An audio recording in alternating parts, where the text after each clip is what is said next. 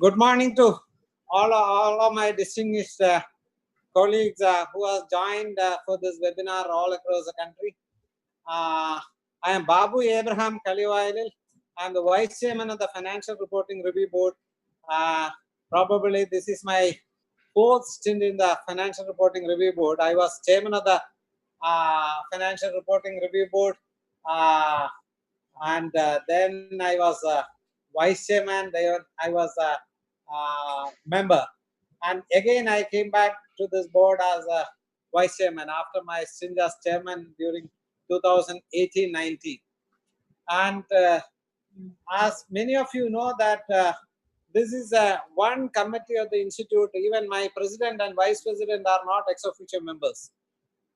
Rest of all committees, my honorable president and vice president are ex officio members of the board or the committees.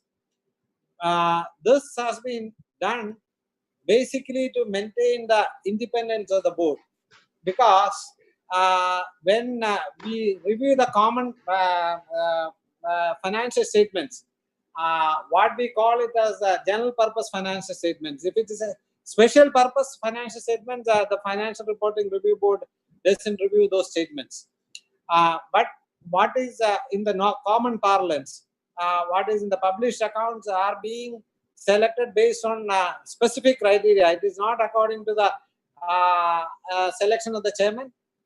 The committee secretariat has got laid down procedures which is approved by the Financial Reporting Review Board to select the financial statements. And let me also share with you my experience in FRRB as well as in the disciplinary committee. See, there are three mechanisms within the institute to enhance the financial reporting quality. One is, as all of you know, is a quality review board. Then second is Financial Reporting Review Board, and the most common is a peer review. I think most of you would have gone with the peer review. At Financial Reporting Review Board, we only review the financial statements and go for what is apparent in the financial statements. Generally, we don't call for any further information, neither from the auditors nor from the company. Therefore, we see what apparent errors or mistakes. And when we review the financial statements, we only see the compliance with the accounting standards, or Ind AS as the case may be, and standards on auditing, and compliance with the laws and regulations. These are the three areas which we review. We don't go beyond that. And to be very honest with you, we come across with a lot of deficiencies. And once we find deficiencies, there are three stages. If it is not a very serious deficiency, we bring it to the notice of the auditor. And if it is a serious deficiency, we issue advisory to the member, advisory to the corporate. These are the deficiencies which what is relating. And if it is major deficiency, the board can refer, as far as the member is concerned, we can refer to the disciplinary committee for further proceedings. And we report, if it is a serious deficiency from the part of the company, we report to the concerned regulator, whether it is Ministry of Corporate Affairs, whether it is SEBI, whether it is Reserve Bank of India, as the case may be. Therefore, that is the reason this board's independence is maintained. But this is a one committee where there are not special invitees, there are no co-opted members. Only the council members are the members of the Financial Reporting Review Board. Therefore, my kind suggestion to all of you is that during my term as the chairman of the board, we have come out with the third commonly found non-compliance of the financial reporting in the financial statements. I'm sure it is a must on your library.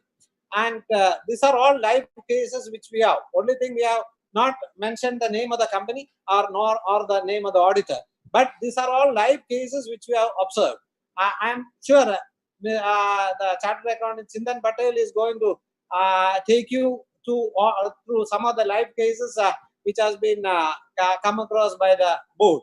Therefore, my request to all of you, I'm sure this year it will be our endeavor to come out with the commonly found non-compliances publication on Ind AS, because 2018-19 only we started reviewing the balance sheet published under Ind AS. Therefore, now we have completed a good number of review. I'm sure this year we will be able to come out with the publication on non-compliances with the Ind AS. Therefore, my kind request, if you are doing an audit of a corporate, based on these publications, kindly make a checklist. These are all commonly found non-compliances. Therefore, at least once you review your own financial statements, you should not come across with such non-compliances. Therefore, based on these publications and the address which CA Chintan is going to share with you, after that, because today the expectation levels are very high, and also the compliance requirements are also very high, and the penal consequences are also very high. Therefore, I think whether it is a private limited company, public limited company, I think all of you should have a detailed checklist and audit program before you venture out into the audit. Therefore, I wish all of you all the very best, and a great tours learning. Over to Chintan for your address. Thank you so much. Good morning, all of you. The CA Babu Abraham ji, Vice Chairman of Financial Reporting Review Board, and all the participants, welcoming all of you to this third session on the commonly found errors. I must compliment to Accounting Standard Board and FRRB for jointly organizing this particular series, where the primary focus is to really get through the very, very important issues which are identified during the review of Financial Reporting Review Board. So, as the series itself name, the focus is on the accounting standards. It is not the Ind AS. And basically, when we talk about the Ind AS, obviously we all are aware that Indian accounting standards are effective for all the listed companies and also all companies which are having a net worth of 250 crore or more. This is a mandatory requirement. In addition, there are a lot of companies to which this Ind AS can be applied voluntarily, or they may be required to apply because of the being subsidiary, associate, or joint ventures of the companies which are required to be reported under Ind AS. So I would like to make a very important point to all of you that the discussion right now in this particular session is primarily on the accounting standards. For Ind AS, there is not much discussion, because as Babu Ibrahim ji, the Vice Chairman of the FRB group, has shared that over the period they are going to review now financials which are based on Ind AS, and now in the future we'll have the issues or commonly found errors for Ind AS maybe in the future. So today the topics which are being allotted to me is on, there are 5 standards. 3 standards which are the group standards, group related standards. That is, one is consolidation, AS 21, associate, AS 23, and joint venture, that is on AS 27. These are the 3 standards which are together to be gone through for understanding of these things. And there are another 2 standards. Primary one is on the income tax. So practically known as a deferred tax standard, how it's accounting for income tax. And another 5th standard is on the AS 29, that is the provisions, contingent liabilities, contingent assets. So before I start my presentation on this, I would like to put a point that first thing, that the focus is on accounting standards. For Ind AS, I may refer in certain cases, however, that is not the primary objective of this particular standard. Second very important thing is that we are going to have first brief overview of the standard, then we'll look at the basically which are the main issues or errors identified by FRRB, and then we'll focus on basically how can we improve over that. At the end, we'll have a FAQ, wherever you have any questions, you can please give your questions, but ensure that the questions are relevant to the AS and relevant to the standard which are deal with during this particular topic. So I am starting with my sharing presentation.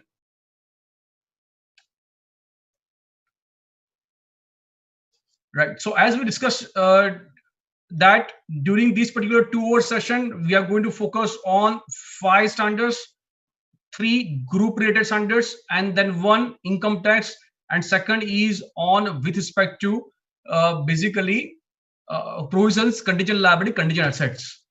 So let us first focus on the accountings under AS 22. See, under AS 22, uh, basically, what is there that first objective of standard? The objective of standard is to really very basic, that's accrual concept.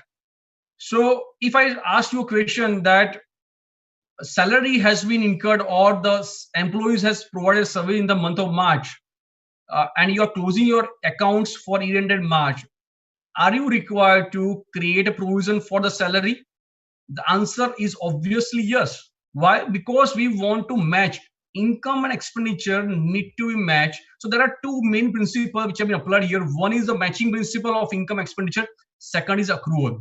So when we talk about the salary, the answer obviously comes yes. Then why about the income tax? Same thing also applies to the income tax because the standard AS 22 has been there for so many years. But however, the practical approach and understanding of that standard is somehow missing. What is needed is that we need to ensure that the deferred tax, which has been a cause of concern for majority of the practitioners and auditors and the clients, that is required because we are going by the concept that it is accrual and matching concept. Today, when I earn income, my tax for that income may have been paid not in current year but in the future period. However, I have to accrue the tax which is required to be paid on the income earned during the period. So the standard is nothing but is a matching concept where it says that if you have on income, you show profitable today, the taxation for that profit has to be shown in the same period. So as I mentioned that the standard is primarily known as deferred tax, but it is accounting for income tax. And that income tax, if you look at the presentation of profit and loss statement, the income tax is classified into two parts. One is current tax and second is deferred tax. So the standard primarily focus on one in current tax, second deferred tax. Current tax is very simple because it has to be done by way of applying the income tax provisions as per Income Tax Act. So whatever the provisions of Income Tax Act is applicable, and for that, by applying the income tax provisions, whatever the tax the company has to pay, that is called current tax. So the standard, when you look at the standard, it gives just a couple of paragraphs on current tax only, and the rest is on deferred tax. So, but we have to ensure that we have to focus on also on current tax and deferred tax. So first you identify current tax by applying the income tax provisions, then you need to arrive at the deferred tax. For arriving at the deferred tax, it is called a timing difference approach. Now, why I'm putting the emphasis on timing difference, because when we refer to in AS 12, which is on accounting for income tax, comparable to AS 22, that in AS 12 focus on a temporary difference approach. So in timing difference approach, it says that you need to compare. It is also called a profit and loss on income statement approach, where it says that you need to look at and compare your accounting profit with a taxable profit. So accounting income and taxable income, these two components need to be compared, which is very clear. So what we do generally practically, that we look at the income statement computation, start with the profit as per the books of accounts, then there are addition, deletion, and then there are pointers of basically taxable profit. On that taxable profit, basically the tax is being paid. But we need to study about the difference between accounting income and taxable income. Now these differences is basically classified into two parts. One, it can be a timing difference, and two, it can be permanent difference. Now, what is timing difference? Timing difference is the first, it's a difference. Yeah, agree. So there is accounting income, there is a taxable income. Difference between these all are differences. So this difference is divided into two parts. Is timing and permanent. Timing difference means the difference that originated in one period and capable of reversal into the one or more in the future period, subsequent periods. So it is going to be reversed in one or more period in the subsequent periods. So that is called timing. Today there is a difference, but tomorrow it's going to be reversed. There's timing difference. Permanent difference is the difference which is not affecting, which is not going to reverse. Though, even though the difference originated in the current year, it is not going to reverse in the future period. So, for example, disallowance. Now, disallowance done is done. It is not going to be reversed in the future. Matter is over. So that is called a permanent differences.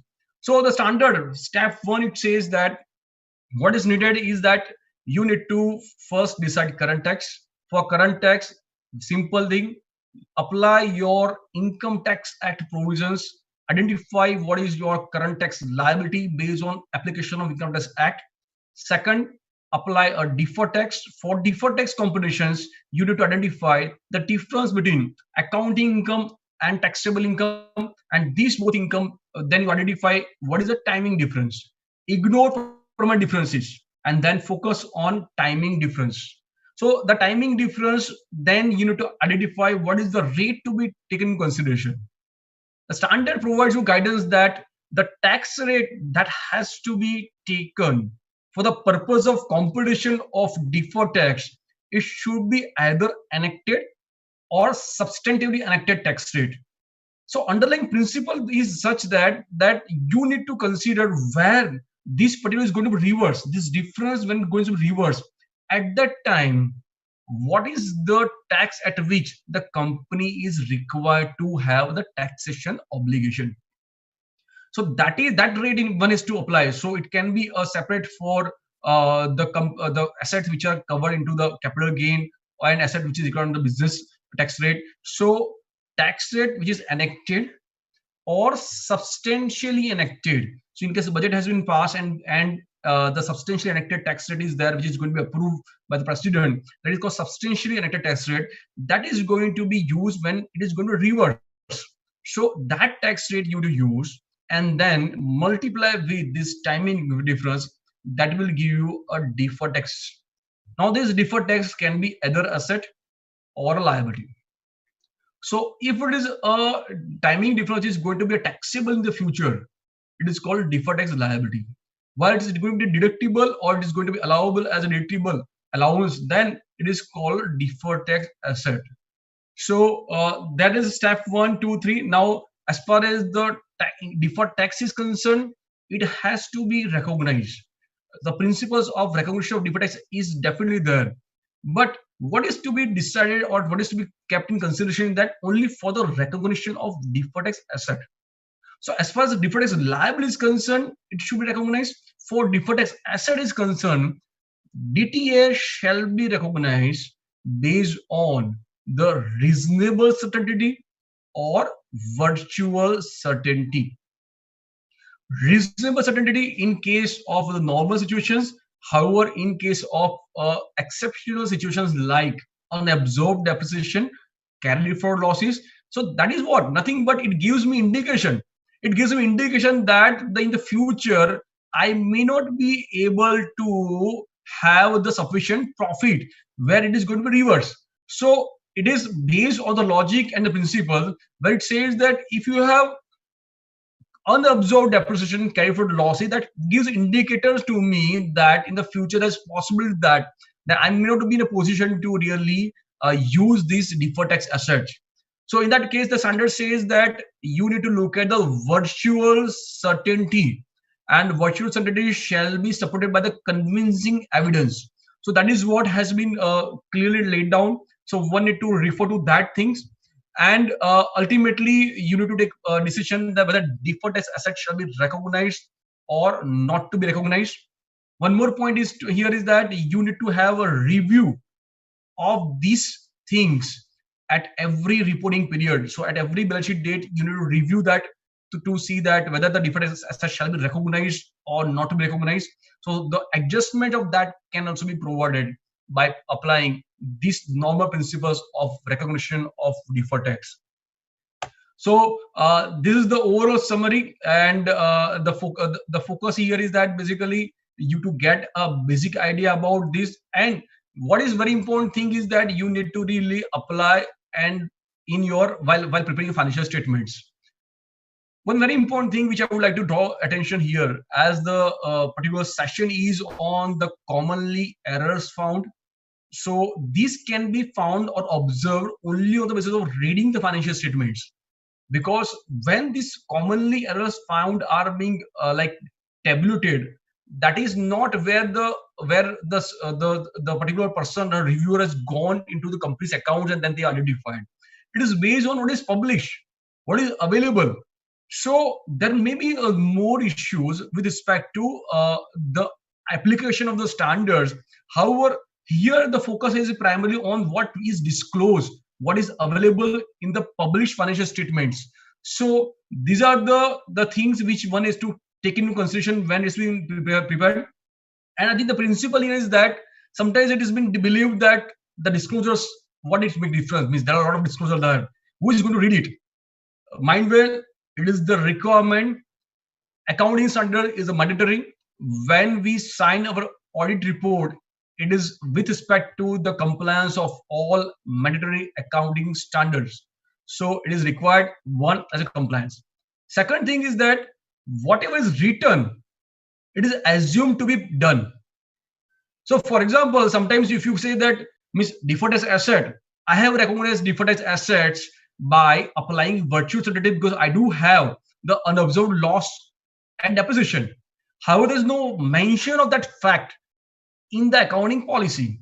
So how can the readers understand?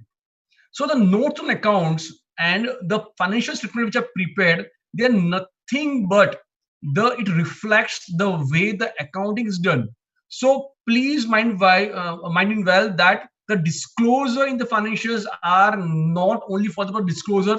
It is the real thing which has been provided to the outsiders, so they can understand that how the accounting is done.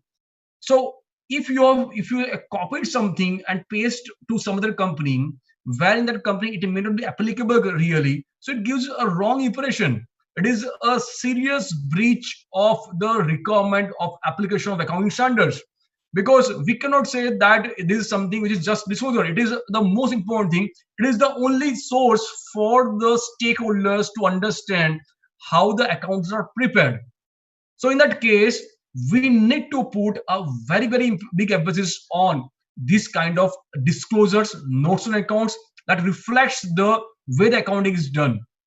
So when we refer to this particular commonly found errors in application of standards, it's our primary objective is to what is being seen based on the review financial statements. However, that's why I take a little bit of time to explain you that what is the brief overview of the standards. We need to comply in spirit, in the true sense of these standards. Now let us look at the presentation and about the non-compliance of accounting standard which are seen when we look at the review of AS 22, accounting for taxes on income. So this is the overall chart of the deficiencies which are observed at a glance. If you look at the primary, it doesn't focus on para 13. So if you look at 23%, which is for para 23, para 13, that is recognitions. So there are a few issues which are identified on recognitions. So deferred tax was not recognized at that time in case of 23% of cases. If you look at the next is 22%, that is on regarding virtual certainty.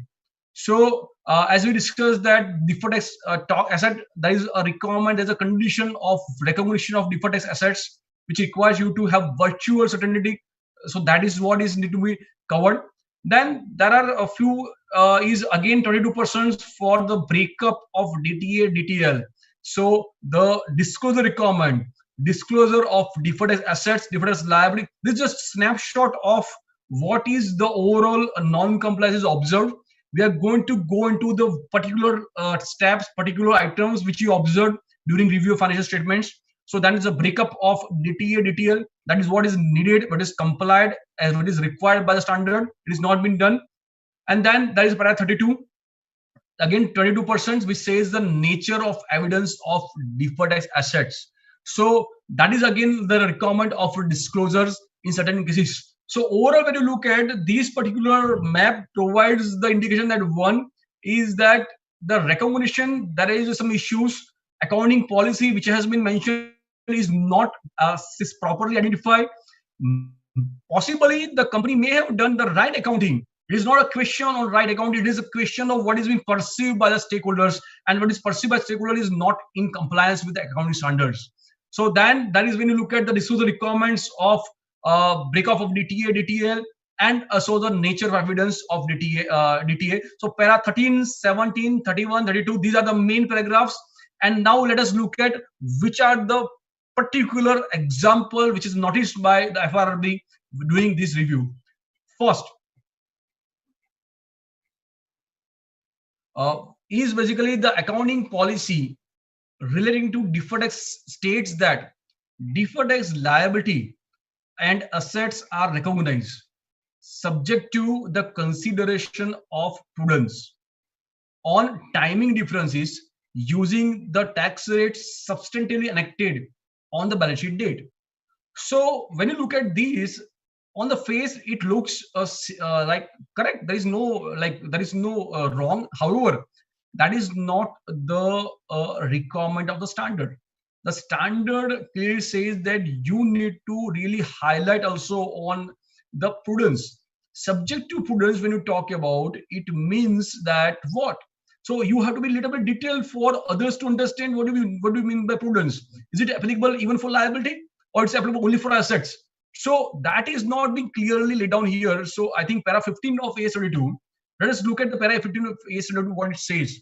It says that deferred tax asset should be recognized and carried forward only to the extent there is a reasonable certainty that sufficient future taxable income will be available against which such deferred tax asset can be realized. So the word is a consideration subject to consideration prudence. So one very important thing is that the consideration prudence is for the deferred tax assets. And what do you mean by the prudence? So you mean by prudence means what? To the extent there is a reasonable certainty that sufficient future taxable income will be available against which such deferred tax asset can be realized. So that gives indication that the deferred assets are recognized where there is a reasonable certainty.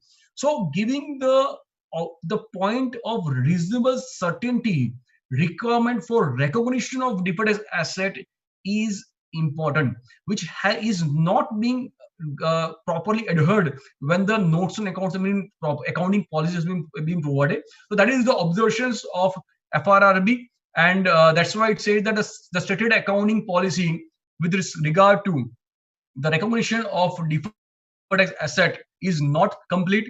This doesn't talk about the reasonable certainty. It doesn't talk about the sufficient future taxable income requirement. So these are the few very important things for the readers to understand. That is the reason why the accounting standards requires you to disclose your accounting policy in this fashion. So that was the point number one which we discussed about AS22. Let us look at the next point on which has been observed is the provision for taxation was shown as appropriation of net profit as on the statement of profit and loss. I think that is very clear. I think there is no need to go detail about this appropriation, because yes, these are the certain issues which have been noticed maybe like years back. So where there was a need to show appropriation of profit. In the appropriation of profit, we used to write down dividend. So the deferred tax in the provision for taxation is shown as about appropriation. That is not has been correct requirement. So para 9 of AS22, that what it says. Para 9 of AS22 says that the expense for the period comprising current tax and deferred tax should be included in the determination of the net profit or loss for the period. Therefore, the income tax should be included for determination of net profit. So it says that where it should be included? It should be included in the determination of net profit or loss. So there is no option for you that you want to present in appropriation, you can show any appropriation, because net profit or loss is the very important indicator for any stakeholders to assess the performance. So it has to be as a part of your the net profit loss for the period. So that appropriation which is being disclosed is not a just and right. It need to be appropriately be taken as per para 9 of AS 22. Let us look at the next point. The next point, it says that the company has disclosed that deferred tax and current tax not recognized in the absence of booked or tax profit or losses. See, mind well that we cannot use a loose words. We can use a loose word when you talk, but when you write down something in the notes on account which has been used, which has been published, you can't use a loose word. You may mean something, but you have to be very, very particular about what you write down. But there's your writing, whatever you written is what you've done it. Very clear. So once you've written something different and you may have applied and compared with the AS22, but once you write down, that is what you have done it. So here the statement says that the company has deferred tax and current tax not recognized in the absence of book or tax profit or loss. So first thing is that it is not appropriate as far as accounting recognition is concerned. Second thing is the way it has been written. The disclosure is not even right. So let us look at what para 13 of AS22 talks about. Para 13 of AS22 says that the deferred tax should be recognized for all the timing differences subject to consideration of prudence in respect of deferred assets. So now let us have combination of para 13 with para 15. We discussed in earlier para 15. So para 15 says that what is prudence? Para 15 says that it is prudent when the sufficient future taxable profit is available. So para 13, para 15, they both come together, talk about the recognition of deferred as current tax. However, it says that it should be recognized.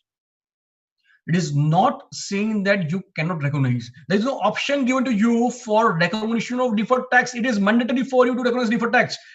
For deferred tax liability, there is no mention you have to. For deferred tax asset, provided the prudence with respect to para 15, which we discussed earlier, that both you need to consider together for the purpose of recognition and also disclosure in notes and accounts. So, accordingly, deferred tax should be recognized for all the timing differences. All the timing differences. Current tax should be recognized as per the Income Tax Act provisions. Deferred tax should be recognized for all the timing differences. As per the clarification in response to question 9.2, deferred tax liability recognized at the balance sheet date give rise to future taxable income at the time of reversal. Hence, the deferred tax asset to the extent of deferred tax liability should be recognized. So, first, current tax, no option. Apply your Income Tax Act provisions as per the current requirement. You recognize it. Current tax include MAT also, right? Second is the deferred tax. For deferred tax, it is basically deferred tax is on tax on all temporary differences. So you have to recognize deferred tax. If it is deferred tax liability, no option. Recognize all DTL, DTA. If DTA is to be recognized, look at the prudence concept. Prudence concept says that if there's a reasonable certainty, then DTA to be recognized. But when you look at here, in the absence of book or tax profit or losses, now in the absence of book or tax profit or losses, even losses also, right? So basically that is not a right situation. If you have the losses, which is a carried forward losses or unabsorbed depreciation, then the standard provides you a recognition of DTA. If it is a virtual certainty, at least to the extent of reverse of DTL, it should be recognized. So this is something which is noted, and I think we need to be very cautious when we talk about this particular recognition and disclosure requirement of AS22. Let us look at the next point. Is basically on a company had the carry forward loss and its accounting policy with regard to deferred tax. Inter alia states that the management is of the opinion that sufficient future taxable income will be available against which such deferred tax asset will be realized. I think now you all are aware that this is not what the standard talks about. Standard says that if you have the carry forward losses, there's a need to have virtual certainty. Your accounting policy should be in sync with what is requirement of AS, and it should sync with what you have done in your accounting.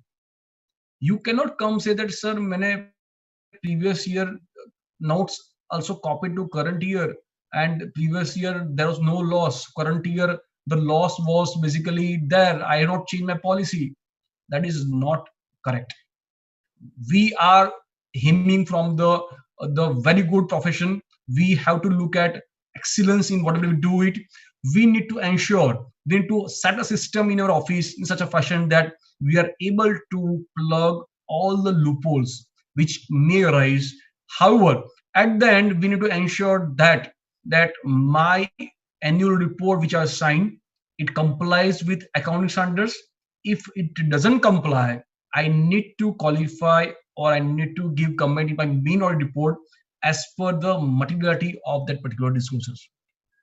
So this says that carry forward law of losses and accounting policy, even if they have carry forward losses, it says that the management is of the opinion that sufficient future taxable income will be available. That is not acceptable accounting policy. And so look at the para 17 of AS22, what it says. Para 17 of AS22 requires that where an enterprise has unabsorbed depreciation and carry forward losses under tax laws, deferred tax assets should be recognized only to the extent that there is a virtual certainty supported by convincing evidence that sufficient future taxable income will be available against which such deferred tax assets can be realized. So two things are very important. One thing is that if there's a losses, you need to recognize DTA only when there is a virtual certainty supported by convincing evidence. And convincing evidence lead to what? Convincing evidence lead to me that the sufficient future taxable profit, taxable income will be available against which this can be realized. So that is what. So basically, that's why the standard says it was viewed that although management was an opinion that the sufficient future taxable income will be available against which such deferred tax asset will be realized. However, it has failed to state that whether there is a virtual certainty supported by convincing evidence that sufficient future taxable income will be available. Hence, the stated accounting policy is not in accordance with AS22. Now let us look at the next point of AS22. It says that in the balance sheet of a company, both deferred tax assets and deferred tax liabilities have been shown separately on the face of balance sheet. So basically, what the company has done, accounting policy perfectly done, everything is on presentation point of view. So this is focusing on the presentations of deferred tax asset liability, para 29. Now, what company has done? Company has in the balance sheet on asset side shown separately DTA, liability side shown separately DTL. There is no set off is done. The company is a standalone company. Company doesn't have any operations which are out of India having different tax jurisdictions. That has been studied as per the financial statements concerned. Now, what para 29 talks about? Para 29 says that an enterprise should offset deferred as assets and deferred as liability if the entity has a legal enforceable right to offset against liability representing current tax, and B, the deferred as assets and deferred as liability related to taxes on income derived levied by the same governing laws. So I think there are two conditions which are there for setting off of deferred tax asset, deferred as liability. First condition that you are also able to set off current tax asset and current tax liability, and you set off that. Point number one. Point number two is that it says that it arises from the same government governing laws. For example, if I have a company where it's a company based in India, there's no other operations, so my company is under one law, that is Income Tax Law of Income Tax Act 1961. There is no there are no two things are there. If I have a branch out of India, then may possible that have a different income tax requirement, or subsidiary company which is different outside India has a different requirement. However, as far as the standalone financial is concerned, I have been governed under the one tax law. If I'm governed under one tax law, and second thing is that I have set off current tax asset, current tax liability. In that case, the standard paragraph 29 says that an enterprise should offset, not the word may offset. So should offset means what? That you should offset when you have these two conditions complied with. When we review and when we review this particular financials, we understand that the company is following the same tax regulations. Company has also net off the current tax assets, current tax liability, and then but DTA shown separately. So that is not a compliance with para 29. So you should offset the deferred tax asset and deferred tax liability as these both conditions are complied with. So accordingly, it was viewed that the aforesaid presentation of DTA DTL is not in line with AS 22. Let us look at next issue. When we refer to the lot of other financials, when FRB has review other financials, what they identified that how it is presented. DTL presented in such a fashion, like in one point we've identified DTL was shown as part of loan fund. Right. In another file, we find deferred tax net shown after the head net current assets. Then deferred tax liability was shown as a deduction from application of fund. In another case, we look at that deferred tax liability was shown as a part of shareholders fund. Then deferred tax liability is shown as a distinct subhead under the schedule of provision. So the application of this paragraph 30. So paragraph 30 provides where to how to present deferred tax asset and deferred tax liability. We talk about paragraph 29. Paragraph 29 says that set off. Paragraph 30 says that you where to present it. So it says that explanation to paragraph 30 of A32 states that deferred tax liabilities should be disclosed on the face of balance sheet separately after the head unsecured loan, and deferred tax asset should be disclosed on the face of balance sheet separately after the head investment. So there was a clear mention in that AS22 which says that you need to disclose DTL where and DTL where. So there was no confusion. See, had it been said like in the India is that you can present whatever you wish, you wish based on materiality, then I understand it is judgmental based. But when the standard is or like rule, it provides you the clear indication that where you to disclose. In that case, you to disclose and you to comply with the AS. So it says that if it is DTL, you show after unsecured loan, there is no point you can include the DTL as a part of your fund, shareholders fund. It cannot be included.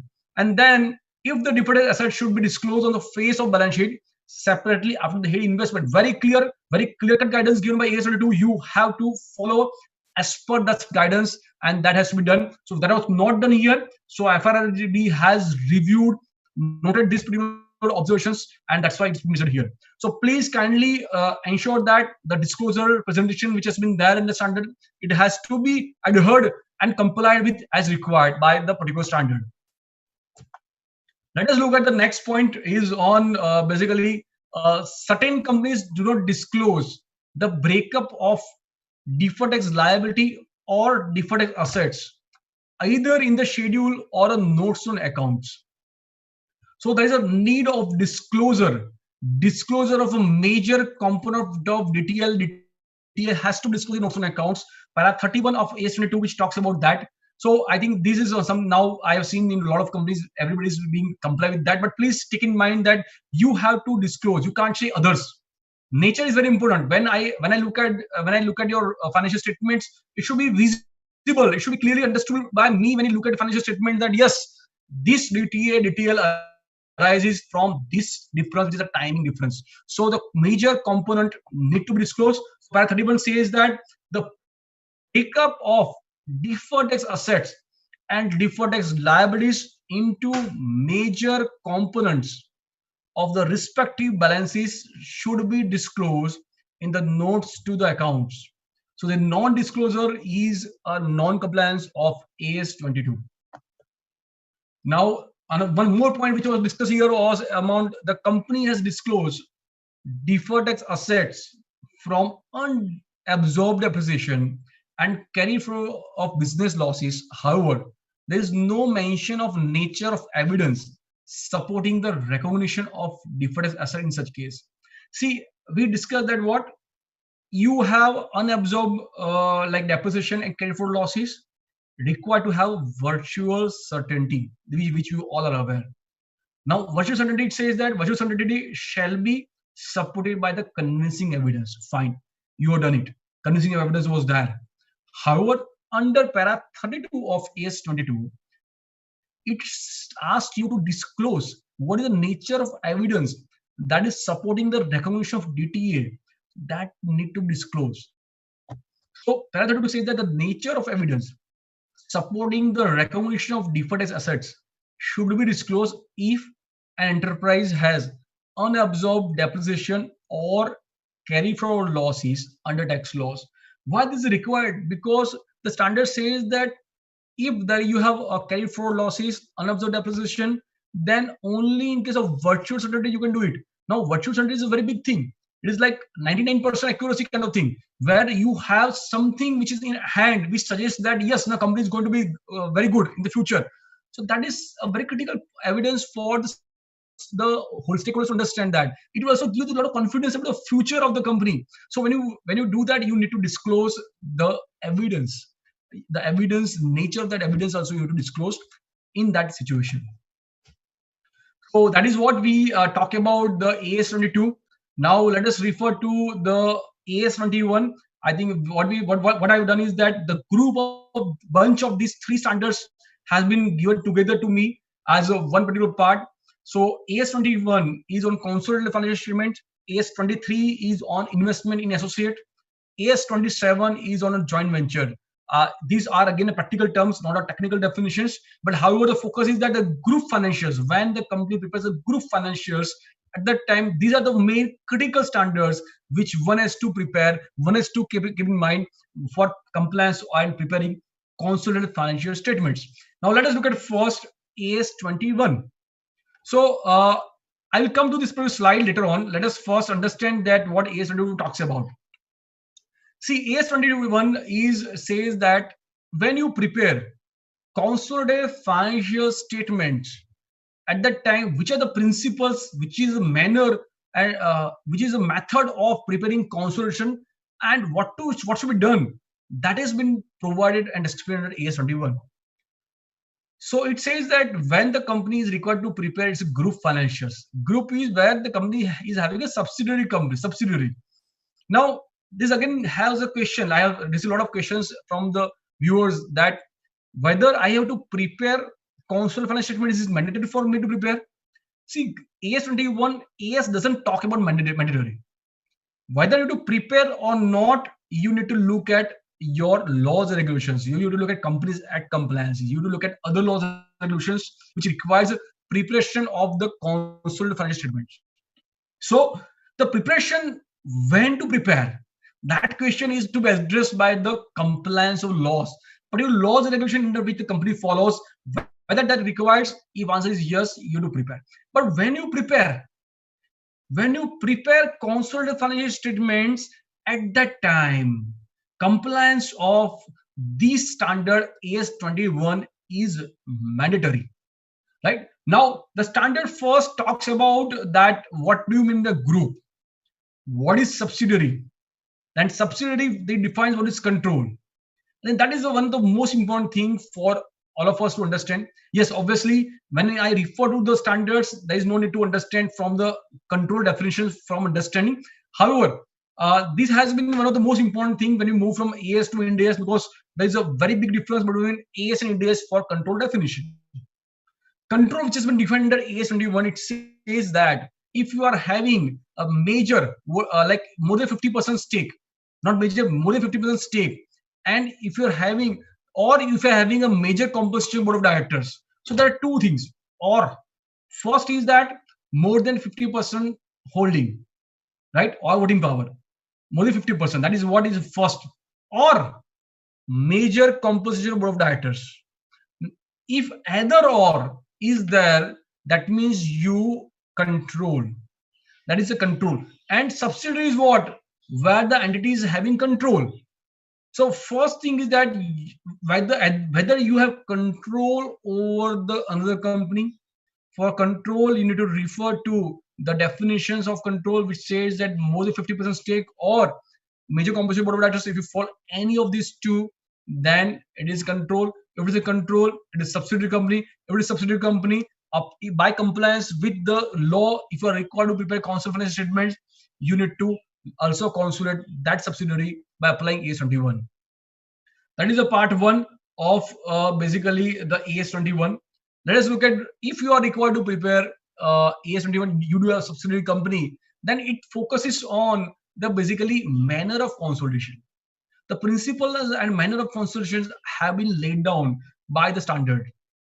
Again, there is very important disclosure requirement, very important like explanation given under AS21 about the notes disclosure, because company have a subsidiary companies preparing standalone financial statements, also consolidated financial statements. Now they both go into the same book, same annual report.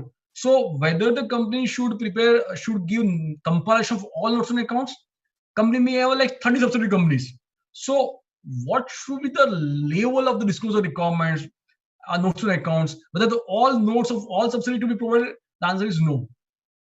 Significant items, material items that affects the true and fair, that notes on account shall be provided under consolidated financial statements. So third step, so first step that what we discuss is about the control definitions and preparation of CFS. Second step we discuss about what's the notes under CFS. And third thing which we are going to discuss is on the manner of preparation of consolidated financial statements. So very important, very clear word which has been used, it has to be used in accounting policy, is a line by line consolidation. This line by line consolidation is a very important word. Why? Because it says that every line item of the company has been consolidated. So if I talk about the sales of standalone company, then sales of subsidiary company is line to line consolidated. But talk about the expenditure, salary of the standalone company, parent company, salary expenditure as in the financials of the subsidiary company is consolidated. So line to line consolidation is line by line consolidation is what is very important, and then it provides principles of basically line by line consolidation, intergroup, intercompany elimination, unrealized gain or loss on intercompany transactions, then goodwill, which that arises on consolidation, minority interest, which arises on that, which is called negative goodwill or minority interest as per the AS102. So how it arises, how it is to be computed, net of the cost of investment when you do consolidation, that will give you rise to of goodwill or minority interest, and what to do, or how to present that goodwill minority interest. So this is what is discussed in AS21 about the principles of consolidation. Now, after that, there is again a lot of discussion on basically first is that whether I have to consolidate all subsidiaries. The answer is yes. There are exceptions. There are two. There are two ways. There are two situations only when the exception is provided. Second thing is that about uniform accounting policy. So that the uniform accounting policy is to be followed even during do I do consolidation? The answer is yes.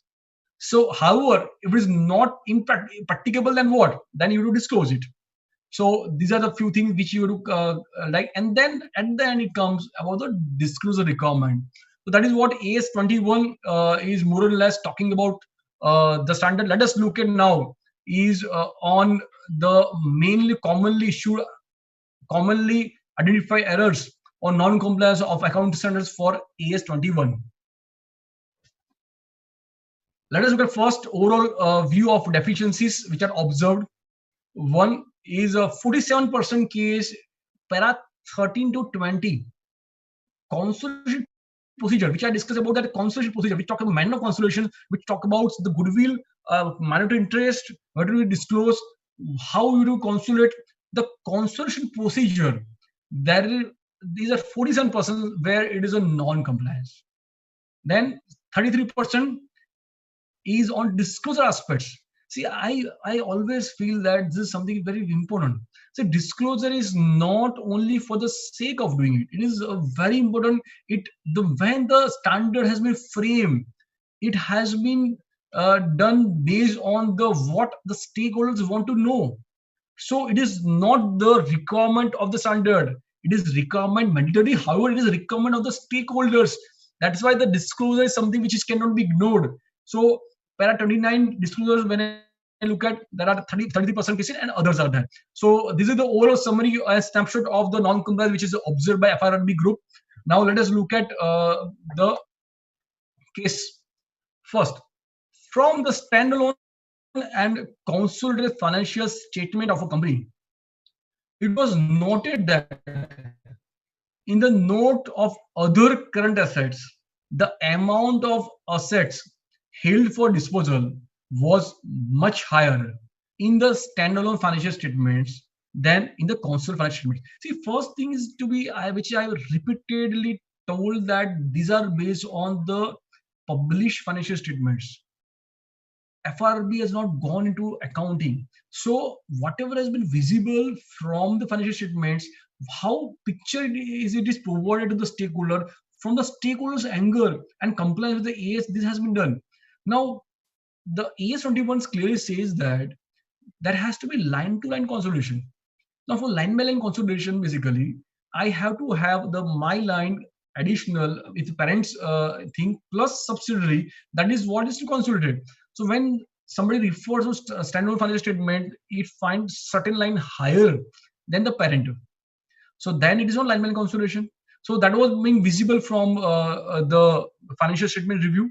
So para 13 of AS 21, which says that the similar items should be combined on a line by line basis by adding together like items of assets. It prima facie appears that a line by line consolidation of assets for held for disposal has not been done. Accordingly, it was viewed that the requirement of paragraph 13 of AS 21 has not been complied with. So that is the discussion and the comment of FRRB when they review this particular case. Let us look at the next case to understand. In the consolidated financial statement of a company, the note was that most of the accounting policies of the reporting company and that of its subsidiaries are similar and are in line with generally accepted accounting principles in India. However, since certain subsidiaries are in the business lines which are distinct from that of the reporting company and function in a different regulatory environment, certain policies in respect of investment, gratuity, depreciation, or amortization, etc. differ. Now, see, this doesn't give the more information. See, basically, it gives me a feeling. It gives me a feeling that the company may not have applied the uniform accounting policies across all subsidiaries. There are some issues where the company feels that subsidiaries are not in line; they're distinct. However, this is not is to be the recommended disclosure. This is not which is giving the right pictures of the stakeholders. Paragraph 20 of AS 21, it says that it was noted from the given fact, although the fact was mentioned, but the fact was the half. Half means it doesn't provide the information to me that for how many transactions, what is the percentage of transactions, what is proportion of transactions wherein the uniform accounting policy has not been done. Why this is relevant? This will be helpful as a stakeholder to understand that by non-compliance of uniform accounting policy requirement, how much is not in accordance with this thing, how much my financial statement are impacted. Is it a substantial? It is not substantial. Is it minor, major? So that thing is required for stakeholders to understand. So although the fact that the accounting policy followed by subsidiaries in respect of investment, gratuity, depreciation, or amortization, etc., differ from that followed by the parent company has been disclosed. However, neither the proportion of these items in the consolidated financial statements to which these different accounting policies have been applied as a disclose, nor the fact that it is not practicable to do so has been mentioned. So, two things you to keep in mind. One, similar uniform accounting policy has to be followed. Two, if the uniform accounting policies cannot be followed because it is impracticable, in that case, you need to disclose one, the fact it is impracticable, and two, the proportion of these items, what that falls, these need to disclose. So that is what requirement of para 20 of AS 21.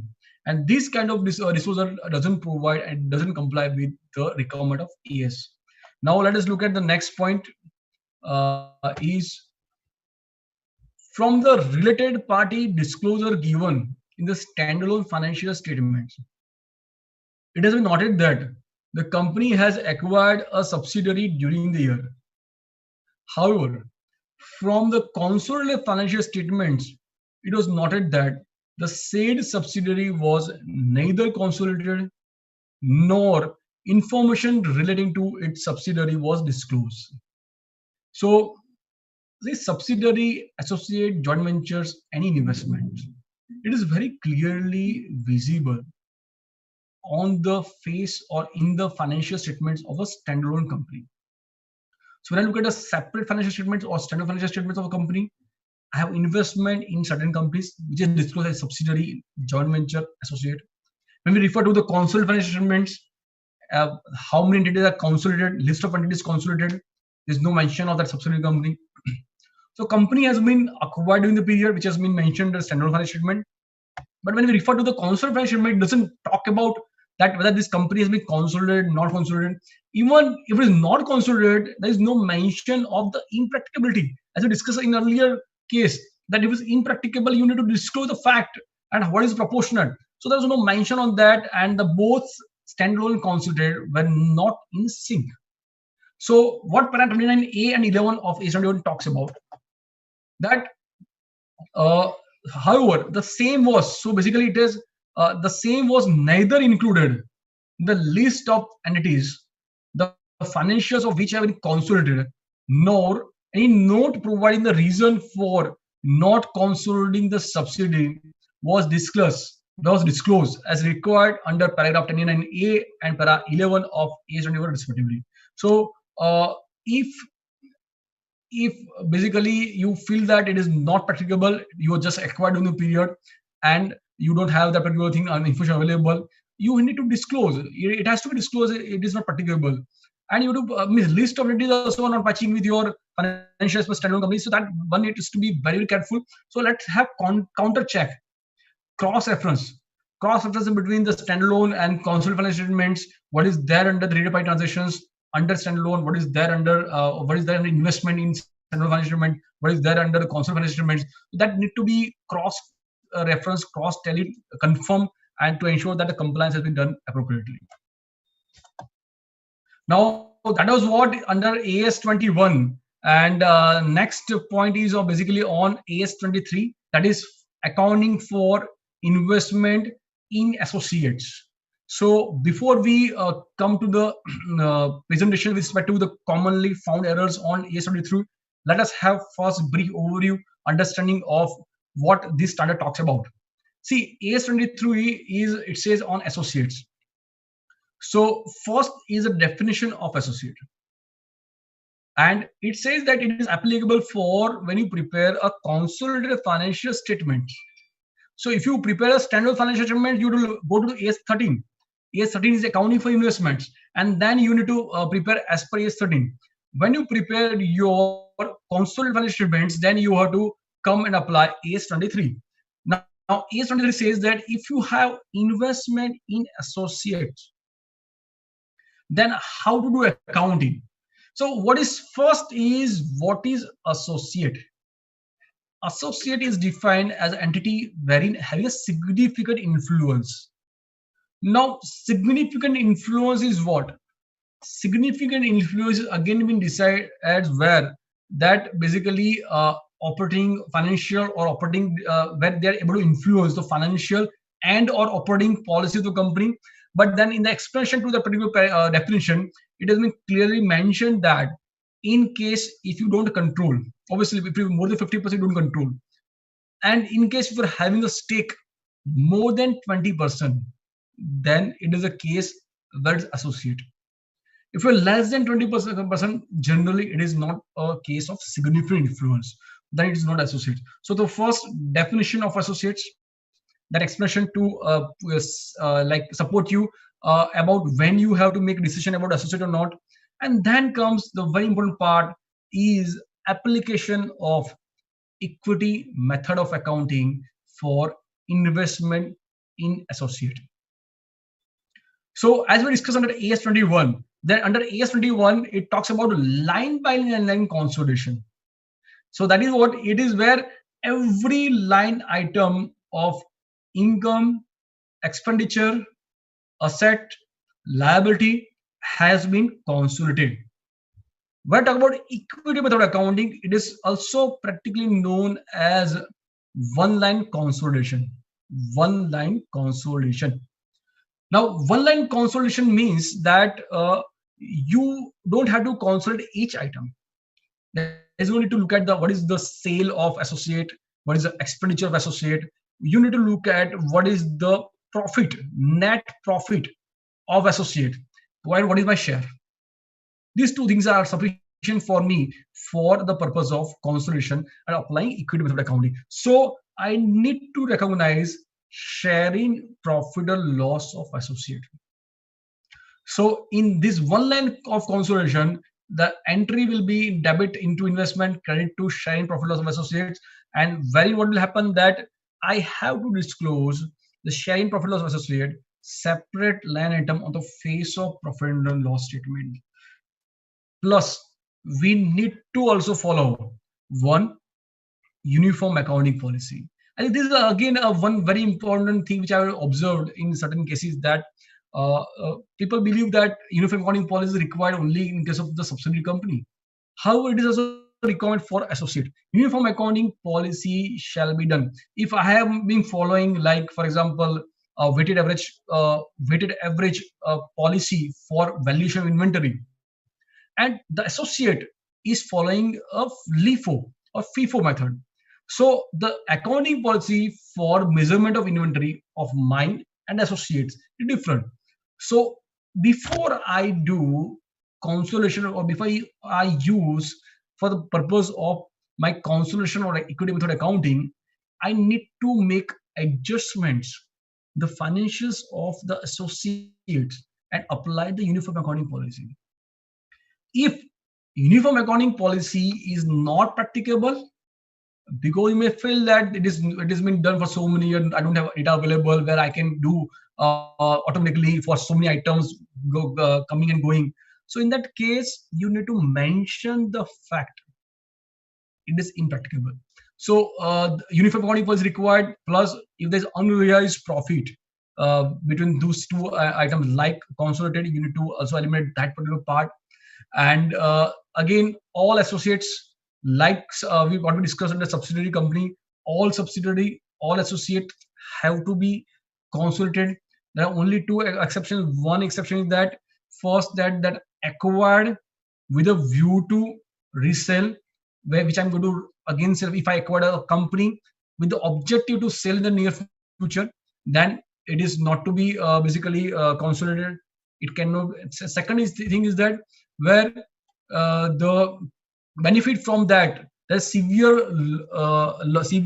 restrictions with respect to distribution of profit, and that's why the company may not be able to provide that or distribute the profit to me. If that severe restrictions are there, in that case, it may not be consolidated. However, you would disclose the fact. So there is no exemption with respect to the subsidiaries which may not be which may not be consolidated, associated which may not be consolidated. Only in this exceptional situations, two practical issues, you can do that. However, you have to ensure that the disclosure has to be there. So that is what is about the equity method of accounting. And at the end, You also have to provide the disclosure of the list of associate and other thing which is required as far as AS23 is concerned. Now with this, let us look at basically about which are the commonly found errors for AS23 accounting for investment in associate in consolidated financial statements. Okay, so this is a very small standard, so there are only a couple of issues which are highlighted here. There is no graphical presentation about basically which are the higher issues, but it's very small standard which talks about billing equity method of accounting and the disclosure requirement. So let us look at first point.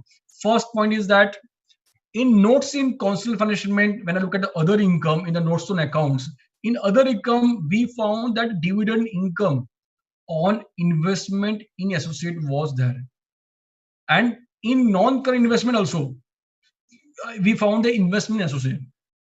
So when we talk about that, when I prepare a consolidated financial statements, at that time I have to apply equity method of accounting.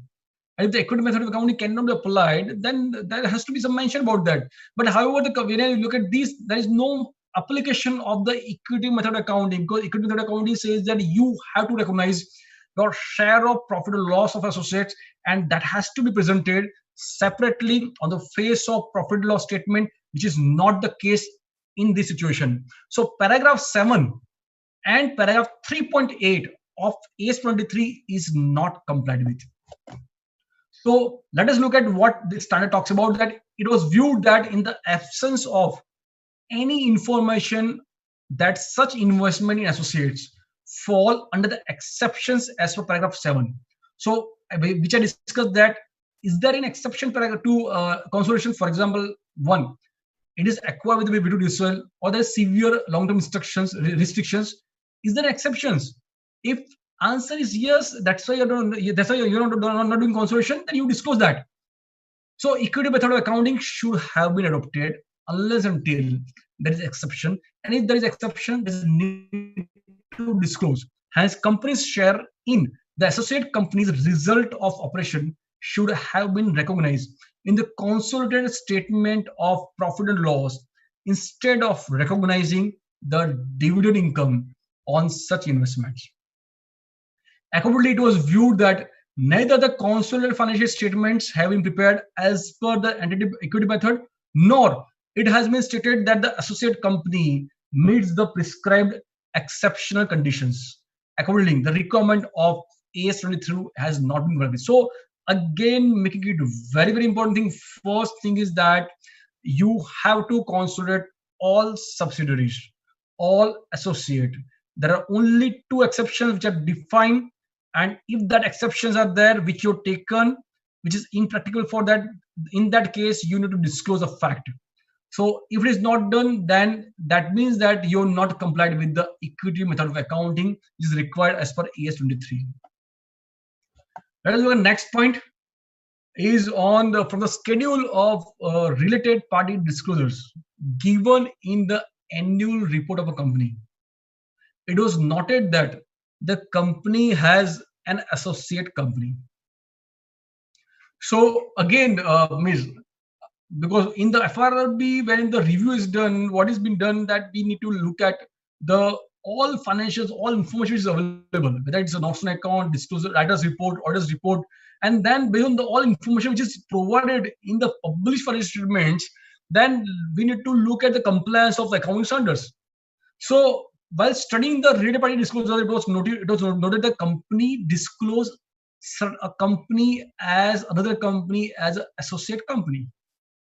However, there is no compliance of AS23. The paragraph 23 of AS23, which was there, is not complied with. So from the auditor's report, it was noted that the financial statements of associate company had not been included in the consolidated financial statements.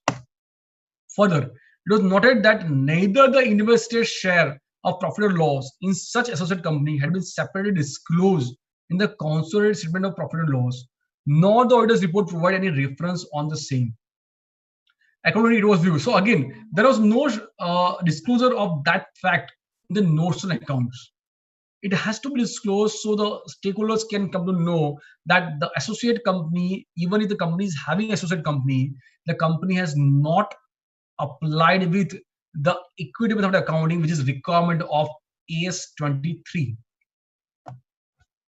So with this, basically the end of AS23. Before I end AS23 and move to the next point, which on AS27, again I would like to put one more point which I discussed, that uniform accounting policy. Also, I observed in certain companies, in others case, that uniform accounting policy is not being followed.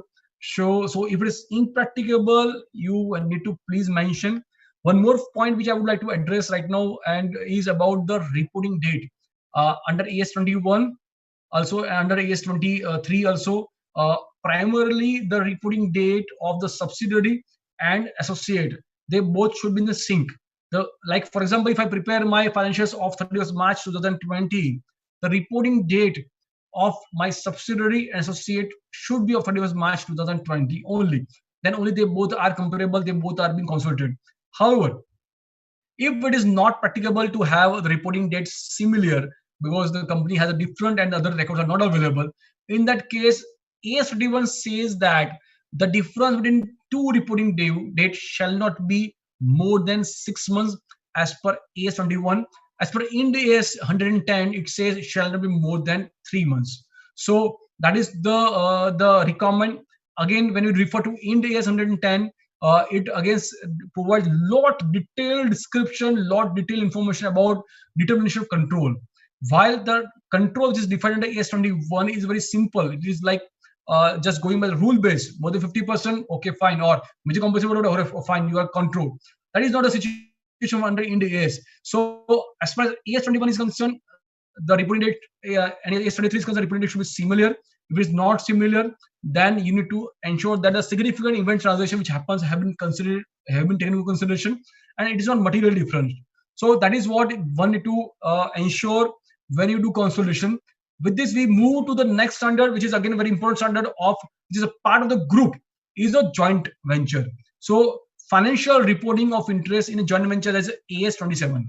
So let us first discuss and understand about what AS27 talks about.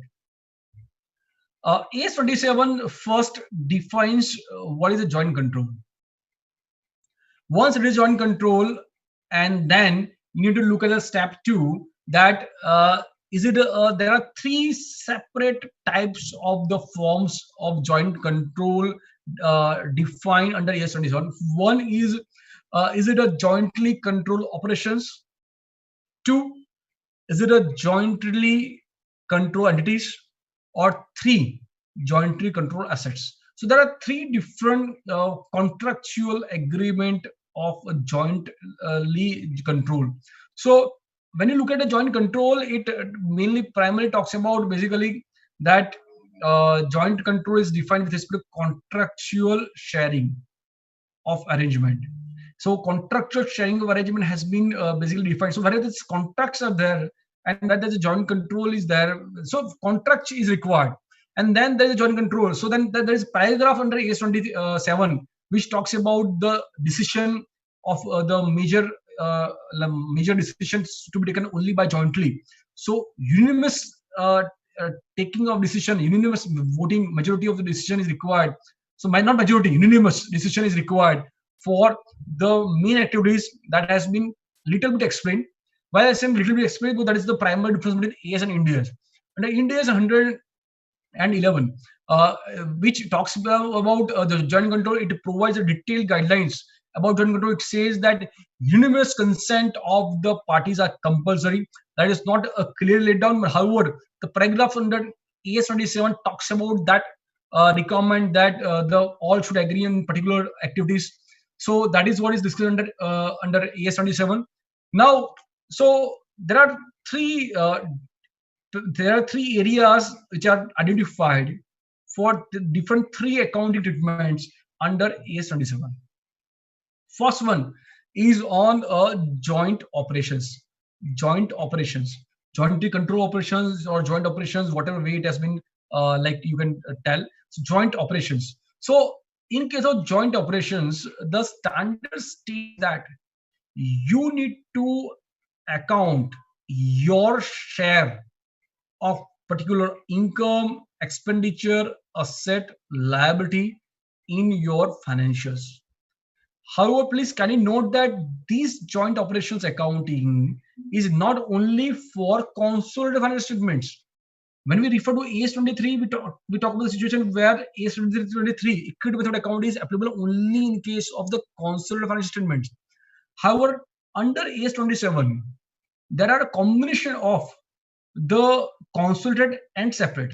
So for joint operations, you need to account share of income, expenditure, asset, liability, which arises from joint operations in your both standalone financials and consolidated financial statements. Joint operations, basically there is no separate legal entity. So you have to account in your own financials as if it is your share of your operations in your financial statements. Second is a jointly controlled assets. Like the two companies have come together and then they want to basically come out with particular aspect. Like for example, two companies like Vodafone and Airtel, they come together and they want to lay undersea cables and they want to, because it's a huge investment. So they come together, they share expenditure. So in that case, it's a jointly controlled assets. So any expenditure is done for that. So and liability for that. So my share of that particular expenditure liability asset should be recognized in my books or account. Again, in both separate or standalone financial statements and consolidated financial statements. Third, very important part is a jointly controlled entities or joint ventures, jointly controlled entities where it is separate legal entity. And in the separate legal entity, I have a joint control.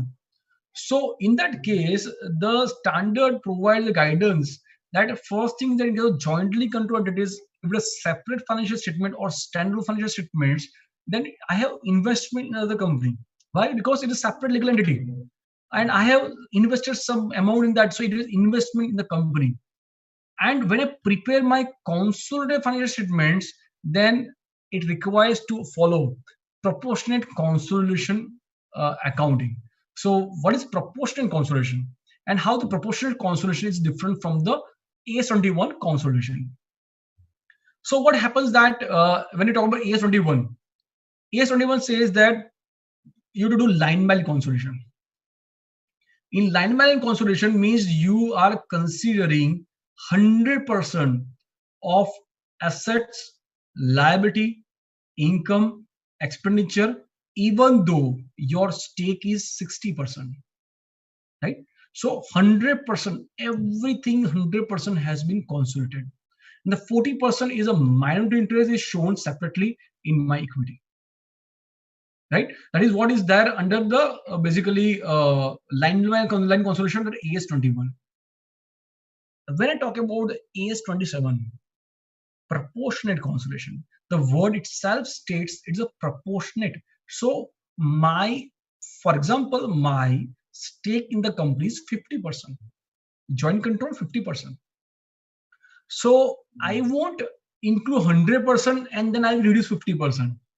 Because my stake is 50% joint control. So proportionate consolidation again have two very important things. One, it is a line by line consolidation, and two is basically I need to include only my own share. Now this gives us opportunity to really understand and compare very important things as far as subsidiary, associate, and joint venture is concerned. Because this will really determine the impact on financials. One and two very important things which criteria we are talking about is one is that how to consolidate, and second thing is impact on PL. First, subsidiary company, how to consolidate line by line, 100% to be considered. Remaining is minority interest to be shown separately. Second, impact on PL, net profit remains same. Second, associate, how to consolidate, equity method accounting. So line to line consolidation not done, only share profit loss is taken, net impact same. Third, joint ventures, proportionate consolidation means what? basically I have to include only my stake, 50% of that stake, impact on a net profit, same. So that is what is basically overall summary, overall idea of these three things which we need to keep in mind. Now then joint venture talks about basically what is to disclose. So you need to disclose about the list of the joint venture, what is proportionate holding of that, what the influence is done. So then if it is the standalone financial statement, you need to also disclose about the assets, liability, income, expenditure. This is what is being required to be disclosed under AS 27. Again, very important thing is that uniform accounting policy also has to be followed when you do proportionate consolidation. There is no exception from that, and all joint ventures has to be applied by this consortium. There is no exception to that also. So if if you believe that it's only for subsidiary, it's wrong. You have to follow uniform accounting policy irrespective of subsidiary, associate, or joint venture, because it has a huge impact on financials as a group. See, what is the importance of these particular consolidated? I think in today's world, this preparing consolidated financial statement is one of the most important piece of documents, because it gives the complete structured all profitability of the company is required. In a standalone financial statement, I have only one picture. It's a half picture. I cannot make a decision only based on half picture. There has to be a full understanding of group of entities and how the company, how the entity is doing fair on the group basis. So this associate, joint venture, and subsidiary consolidation, this is the something which is a very critical aspect. When I talk about India's make say that consolidate is a base. It says consolidate is required. It is must. You must prepare. Obviously, it is governed by the requirement of the applicable laws. However, the consolidate is the base for India's. Under ACE also, I think the consolidation is something which is very critical, very important, which provides you more information, more knowledge about how the other entities are going to affect the company in which I have invested. So with this, let us look at and understand basically about the commonly found errors. I move to the slides which says a non-compliance of accounting standards with respect to AS 27, financial reporting of interest in joint ventures. This is an overall snapshot of the basically deficiencies which is observed, or non-compliance which is observed under AS 27. So there are, if you look at 36% non-compliance are primarily for para 53 and para 52. They mainly for disclosure requirements which are there under AS 27.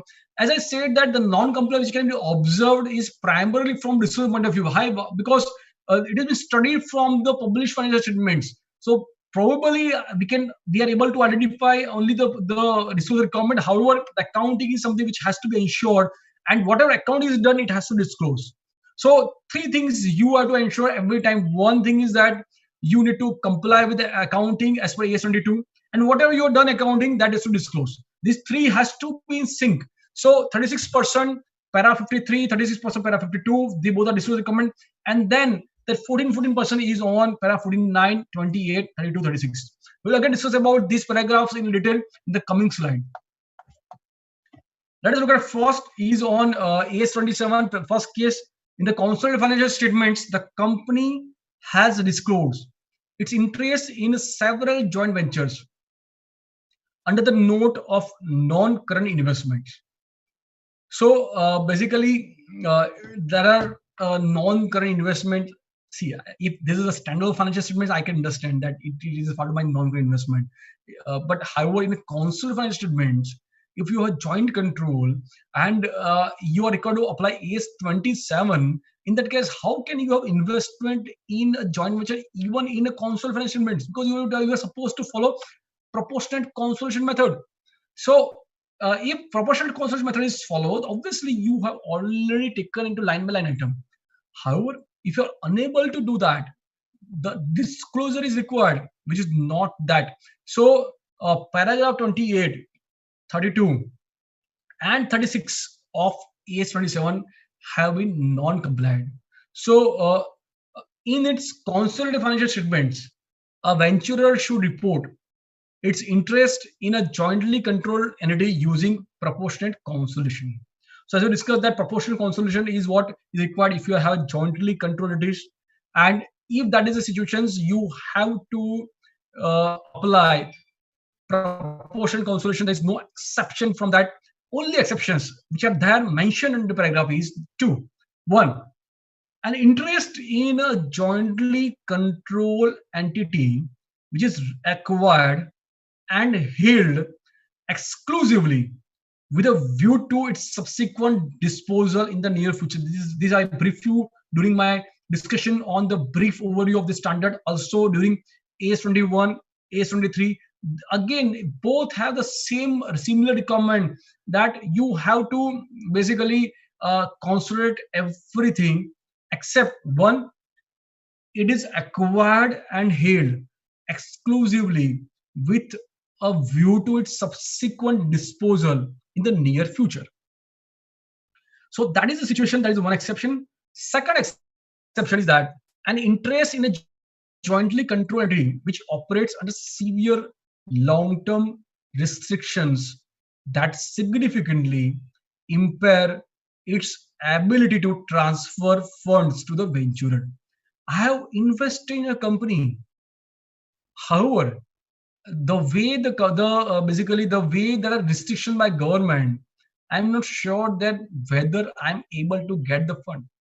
My investment is in Syria, a company within Syria. There's a lot of things we all are aware about Syria, and there's restrictions of any money can be paid out of the Syria. So if I go on and recognize my income share of profit in Syria company every year, and which I'm sure that a severe long-term restrictions are there, it is not fair. So only in these exceptional situations, if it is not being done, in that case, you need to disclose that fact.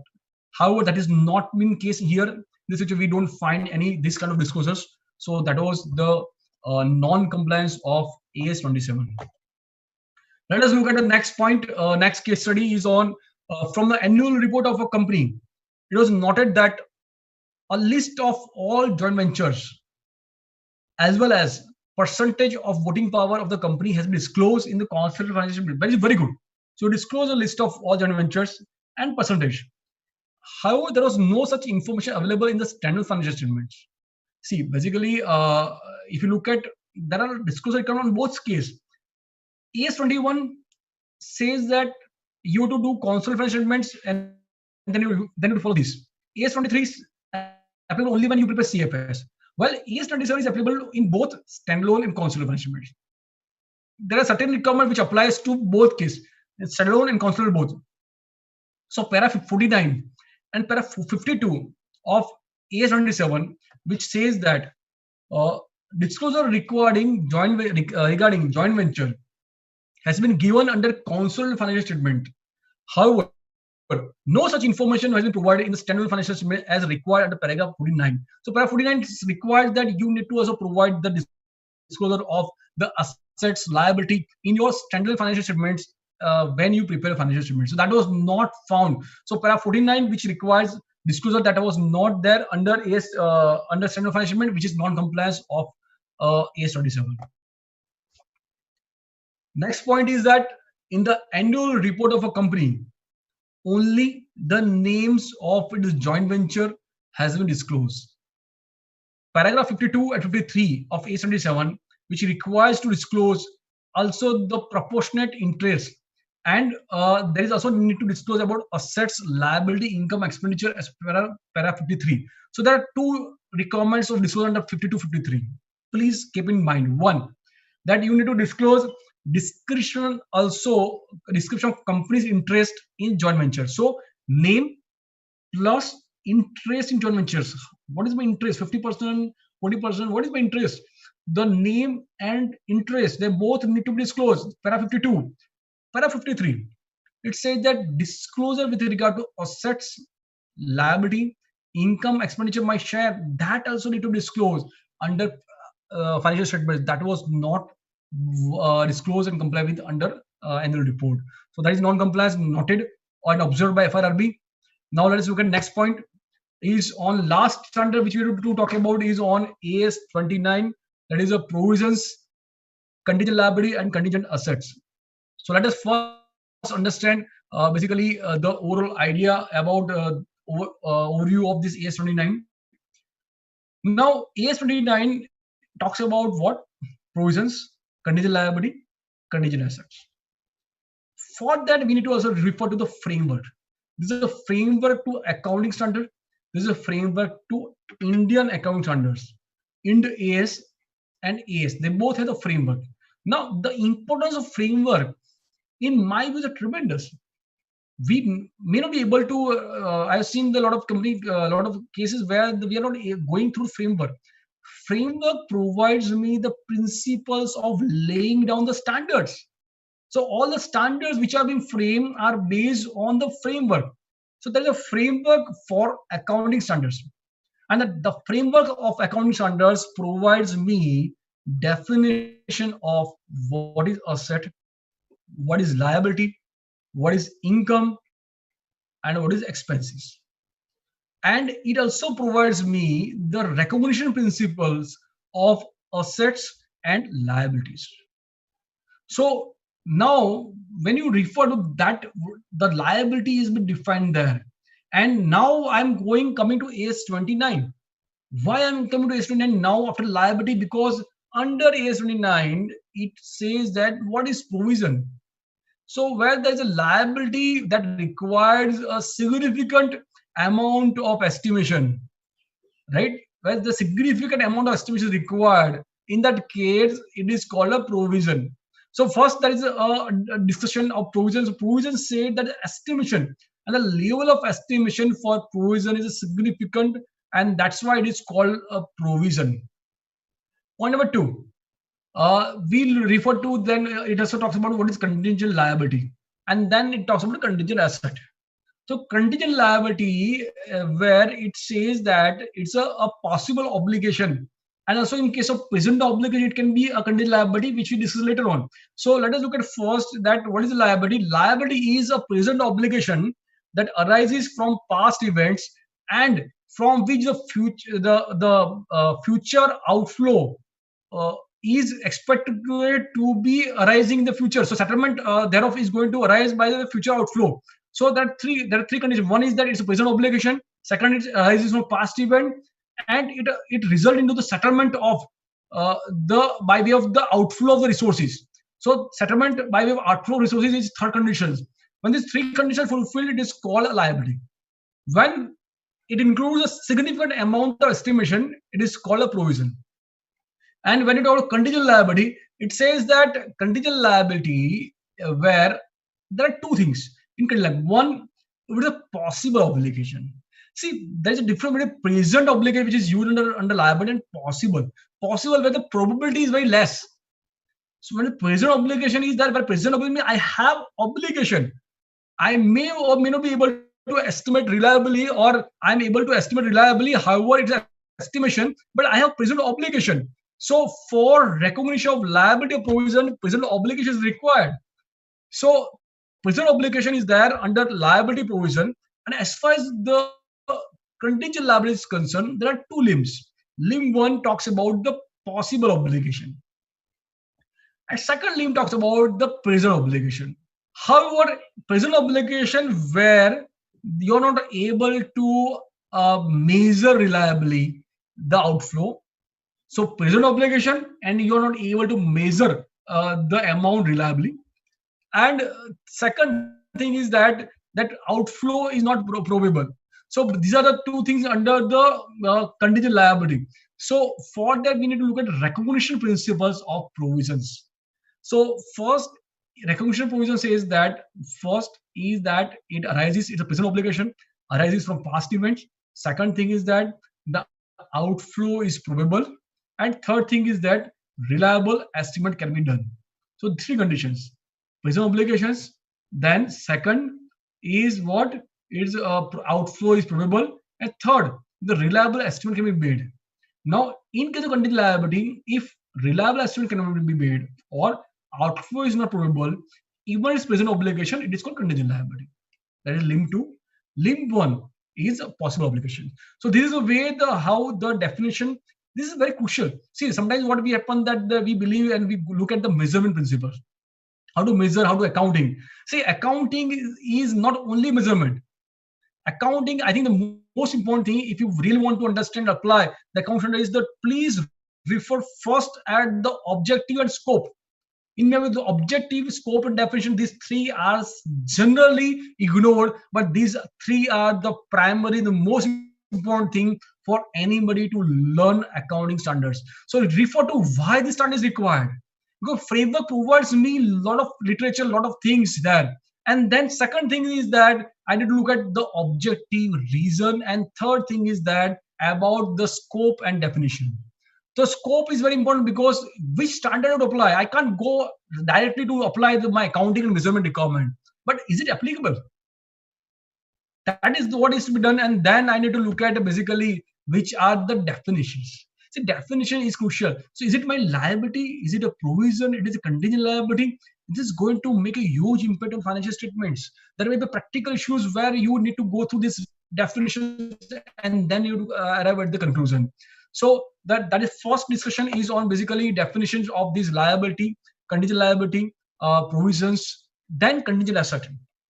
For contingent asset, again, it's a possible obligation. It's a possible asset.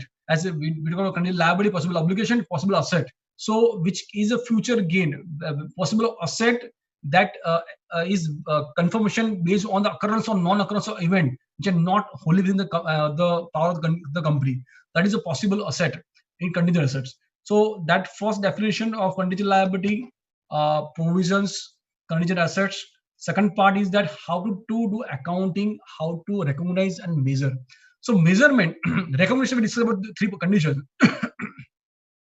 For measurement, it says that the provision is again, the definition and recognition itself says estimation is there. So that means you need to estimate. So provision shall be based on the reliable estimates of events and past experience. Based on that, estimate has to be done so that the reliable estimation will come into part of measurement. Second, very important thing is that it is not to be discounted. Even if it may arise, it may become fixed after a couple of years. Still, it is not to be discounted as per AS 29. And then it comes, there is also a discussion on the risk sharing provision, the discussion on the disclosure requirement. And disclosure of contingent liability, disclosure of provisions is very critical. Under AS 29, it says the provisions you to give the disclosure movement. I've seen various cases that the movement of provisions are not movement is what opening, then plus the new provided, then what is expense of what has been out of that, and reversal of any provision and the closing. So the movement of provision balance is very important under AS 29. And thereafter basically comes is on disclosure requirement. So that is what overall understanding of the standard of AS 29. Now let us move to basically the presentations of the commonly identified errors of AS 29. So when you look at the overall scenario, para 10 talks about definitions. So definitions, para 10, 24% are seeing definition issues. Definition is what is application of the definition. Then 38% there is an issue of disclosure. That's what I mentioned, that disclosure is very critical. See, disclosure about contingent liability, disclosure about provisions are very, very critical, very important for 38%. We observed there was errors in disclosures. Then para 14 recognitions was by 14% and others 24%. This is what the overall understanding and summary of the non-compliance which I observed here. Let us look at first case. From accounting policy on revenue recognition given in the annual report of company, it was observed that no provision has been made for possible returns or expenses during the warranty period. Now, again, this has mainly two standards which we need to refer. One is AS 9, revenue recognition, which says that revenue should recognize when. And second thing is about creating provision. So this is non-compliance of para 10.1 and 10.2 of AS 29. Let us look at what para talks about. So notice is what it was noted that obligation in respect of sales return can be estimated on the basis of past experience. I have sold the goods. Now I cannot write down in my accounting policy that I have not recognized for the sales return. Wherever it will happen, I will do it. So it is based on the materiality principles. and based on the type of the sales which has been done by the company need to account. If it is material, so you have to account. You can't write down that it is not been done because obviously financials are based on materiality principles. So you have to estimate based on your past experience, and then the sales return shall be basically recognized. And otherwise, the company should postpone. Why postpone?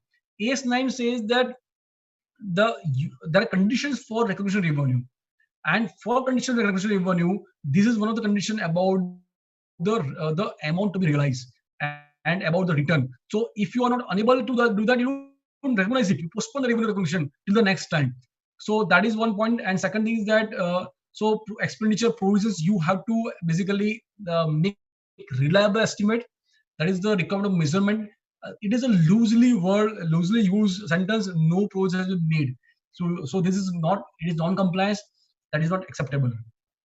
Next point, in the annual report of a company, one of the notes to accounts stated as follows. In accordance with Accounting Standard 29, the following is considered as contingent liabilities: guarantee given by the bankers for performance of contracts and others. So what is contingent liability? It is a disclosure. Contingent liability disclosure of guarantee given by the banker for performance of contract. See, performance guarantee is not to be disclosed. It is only a financial guarantee is to disclose, because see, anyway the company is required to perform. Every aspect has performance. Every aspect is performance. So the guarantee of giving performance is something which is required. Means there is no mention when I sell the good I have to perform. So when I recognize something, a performance is required. So performance guarantee is not a contingent liability. That is what is being like by paragraph 10.4 of A79, paragraph 8.8.7.2 of guidance note on schedule 3 to Companies Act 2013. The observation was that it was noted that the guarantee given by bankers for performance of contract have been disclosed as contingent liability of the company. It was viewed that the guarantees given against own performance of the company do not give rise to any contingent liability, because the company in any case holds an obligation to perform the event against which guarantee is given, which is also supported by guidance note schedule 3. Hence this particular statement is not in compliance with the requirement of AS 29. Let us look at next case. In the annual report of a company, it was noted from notes relating to long-term provisions and short-term provisions that provision for expenses has been included under these heads. I think this is a very important point and observation which we all have to keep in mind, that the provision for expenses has been included under long-term provisions and short-term provisions. Now, provision for expenses. See, if you recollect what we discussed, that what is the provision? Provision where the liability of where that requires significant amount of estimation, significant uncertainty, a significant amount of estimation is required, then it is a provision. So, if the expense is incurred and there is no significant estimation is required, and I have provided for that, so that is it my provision. So let us look at paragraph 12 of A29. Paragraph 12 say the provisions are made for those liabilities, the measurement of which involves substantial degree of estimation and which will be settled in future. For provision of expenses, it has been, I have received the goods, I have received services, the terms contracts have been set down. So it has been like, it is certainly know that what is the amount to, is there significant level of estimation involved? If answer is yes, that is fine. But it is a significant level of estimation minimum involved for provision expenses. So in that case, expenses are generally considered as accrued against services that have been received but not settled. We may use customary the word provision for expenses, but doesn't mean it's a part of the provisions. technically, provision word itself gives indication that a significant level of uncertainty is there. Estimation is required. So significant level estimation is not there in the for in case of this kind of expenses. So therefore, it was viewed that disclosure of unpaid expenses under the head of provisions is not in accordance with paragraph 12 of AS 29. Now let us look at next point is on from the Caro report. It was noted that the company had given irrevocable guarantee to banks or financial institutions for loans taken by others. As on the balance sheet date, although the banks or financial institutions had claimed a huge liability, including interest against those guarantee, I want to just put an emphasis on had claimed, right? So the bank had claimed a huge liability. So bank has approached me, they claimed guarantee was given, bank has approached me, and claimed a liability. The company had not acknowledged as its debt on the ground that the company was taken over by the buyer. Such liabilities claimed had simply been shown as contingent liability. I have given an irrevocable guarantee to the bank. Bank has claimed to me about certain amount which I have to make payment. Now, actually, it's a liability. Now, the note says that basically this has not been acknowledged as debt. The company is not recognized as liability. It is a liability. It is a huge non-compliance. It has to be liability. Paragraph 14 of AS29, it was viewed that in the given case, the balance sheet was prepared by the enterprise as going concern with no other disclosure that the entity had been taken over by the third party. So there was no note, there no mention of the going concern. It prima facie indicates that the liabilities being claimed by bank or financial institutions are present obligation of the entity itself as on the balance sheet date as a result of past events. Hence, it was viewed that the provision for amounts claimed should have been recognized since it meets criteria for provision laid down in paragraph 14 of AS 29. So, you may have recognized liability, and if the amount is recoverable by some agreement, you have to recognize the asset receivable. If there's an agreement, if the present asset is there, but so both need to be done. If it is not asset, then liability has to be recognized as per this particular requirement. Let us look at next case study. One of the significant accounting policies given in the annual report of a company state as follows. Point number 10, electricity. Fuel surcharge and electricity duty collected by state electricity board provisionally are not ascertainable with reasonable certainty and as such not provided for in the accounts. The differential amount is accounted for as and when determined by the board. See, basically electricity dues first on the face of itself, it is not very much clear that how electricity is not ascertainable. See, ascertainable means obviously wherever the estimation is there, standard provides guidance. The estimation can be done based on your past experience and by considering the future subsequent events. So estimation is definitely possible in this case. However, it's not possible. You have to give the reasoning behind that. So from the above note, it considers that there is a exist a present obligation. So present obligation is there. A reliable estimate of the amount of obligation can be made by management based on past experience of similar transaction. You look at the last year transactions, look at how the bill has been raised, what is the methodology of that, look at study that and then make estimation. Thus, for recognition of provision, only a reliable estimate is required. There is reliable estimate is required. There is no need to have actual figure. It is noted from the stated accounting policy that since the company was not able to ascertain with reasonable certainty the provisional fuel surcharge and electricity duty that would be collected by state electricity board have not been provided for. It was viewed that a fuel surcharge and electricity duty are present obligation of the company which should be provided for based on the past experience as per AS 29. I think that is what is required by AS 29. You need to disclose that thing. With this, let us look at the next case study. From the annual report of a company, A note relating to scheme of arrangement reads as follows. Company has liability of rupees under scheme of arrangement which has not been claimed by the parties. The liability has been returned back to the statement of profit and loss during the current financial year. This will be paid as and when claimed by the parties. Wow. So basically, it is like creating the reserve wherever there was some huge profit and reversing back wherever you have losses or where reduced profit. That reversal and creating is not allowed. See, mind well, there is a standard, there is a policy, there is a standard which lays down the principles, and that principle has to be followed. It is not a wishes of the particular company to decide that I will reverse and then whenever it's done, I will do it. So then why are you provided?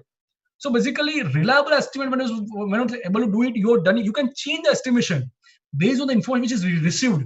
So paragraph 52 of AS 29, it says that provision should be reversed when it is no longer probable that outflow of resources would be required to settle obligation.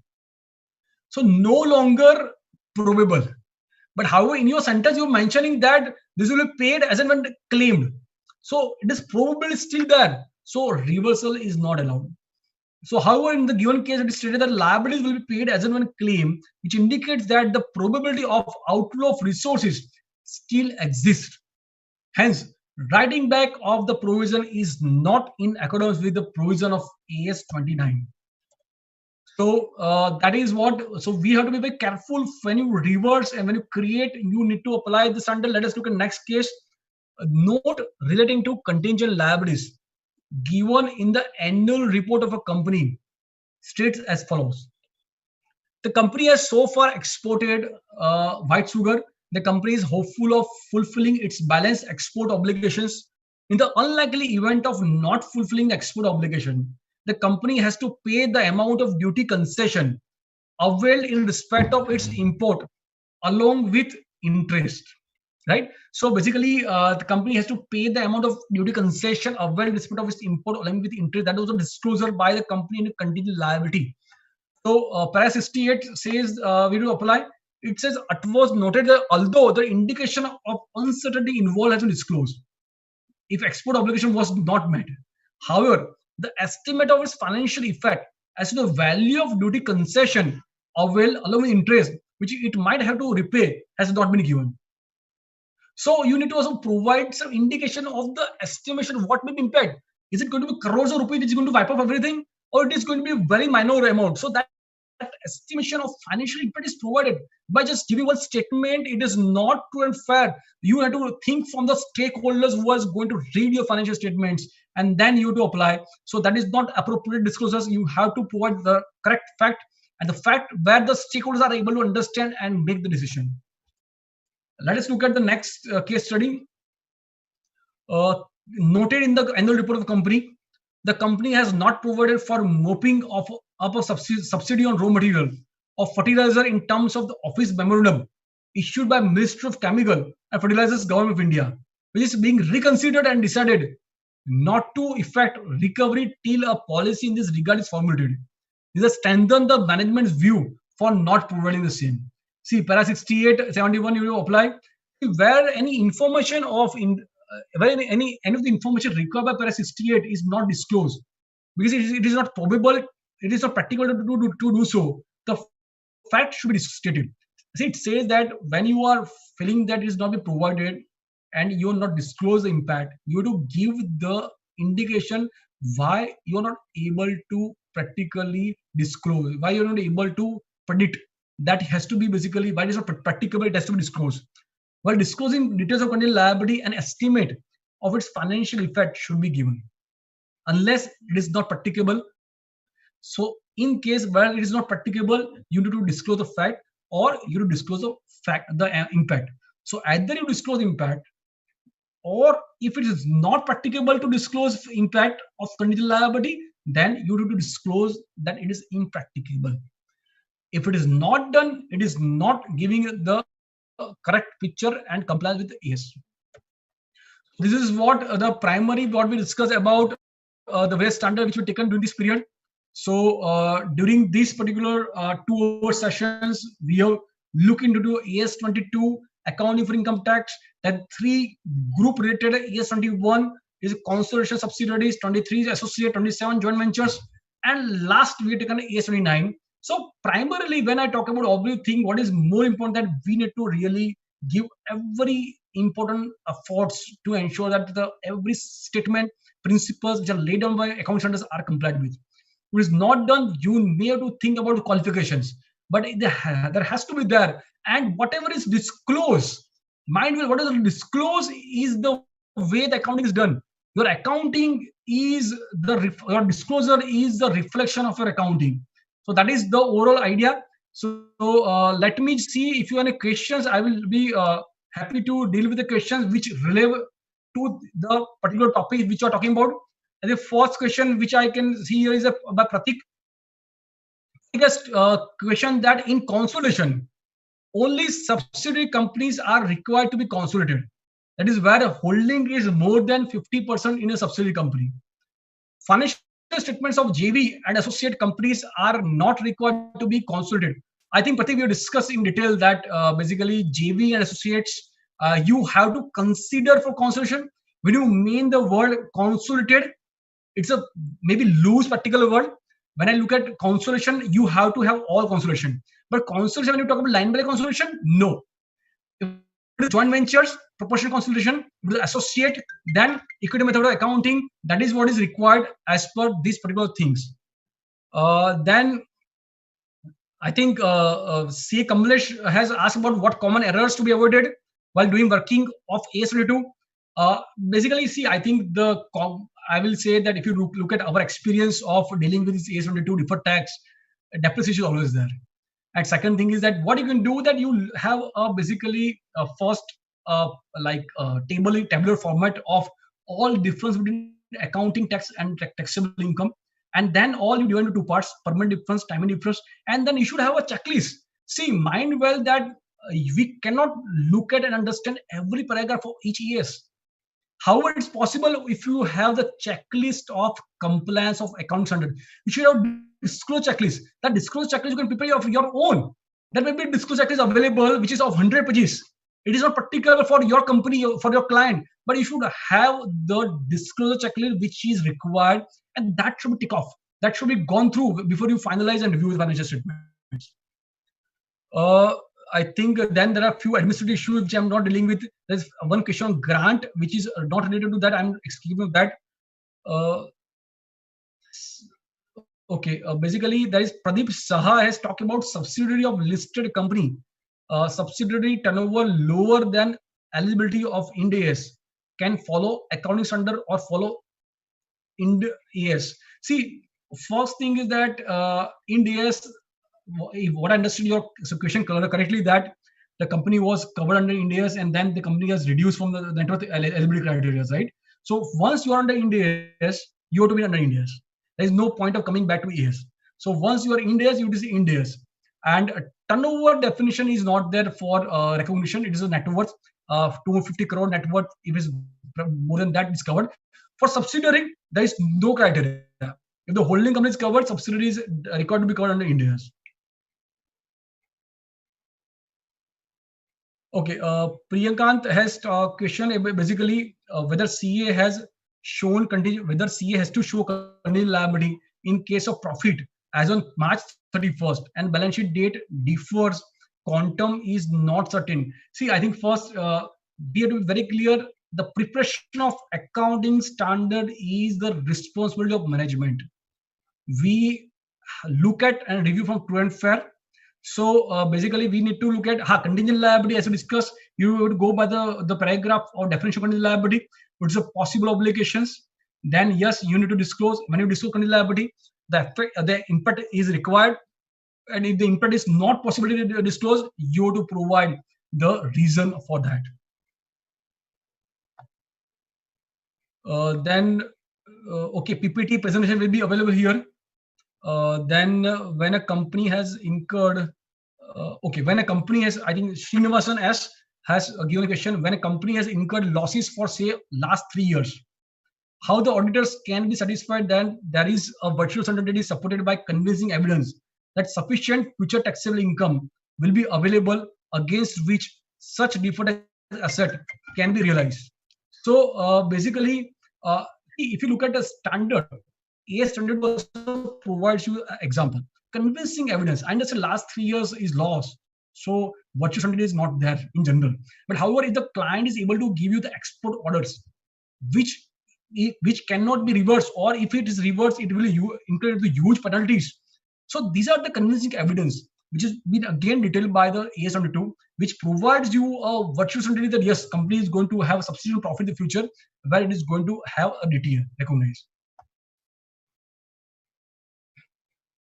Manoj Agrawal has asked question AS72, a company has carried forward losses, can it recognize DTA up to available DTL? Yes, but you need to look at the pattern of the reversal of DTL, and then you have to look at the DTA, and then both you have to study, and then if the DTL reversal and DTA recognition, they both are going to match, and then yes, you can recognize to that extent. Mukesh Kumar ji, you are asked about the account standard which applies to consolidation of accounts or division. So divisions has to be there because there is no separate standard of division of branches because the entity comprises all branches or divisions. So you have to do have one set when you prepare financial statements.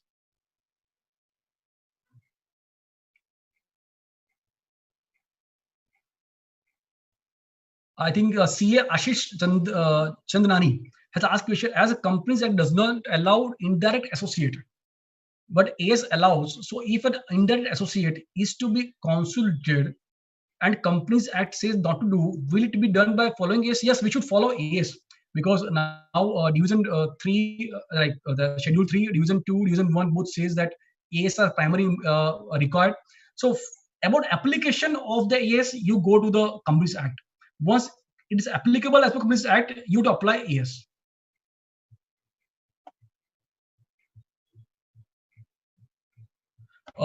Pradeep Saha asked question, 76% of subsidiaries to be consolidated. CFS, are we allowed to take line by line or proportion as allowed?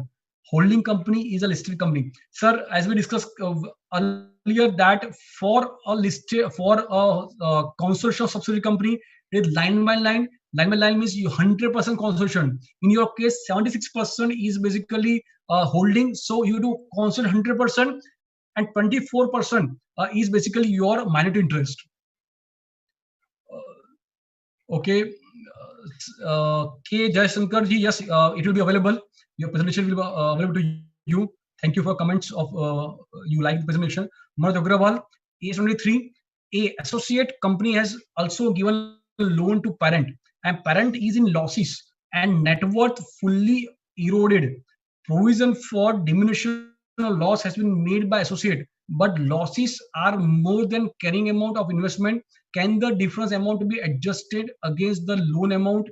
Long-term restrictions, does it also cover accumulated losses in parent when net worth of parent fully eroded? See, basically, I think your question is certain that if there is basically my investment is for 100 rupees and share of loss is more than that, so it would be restricted to nil.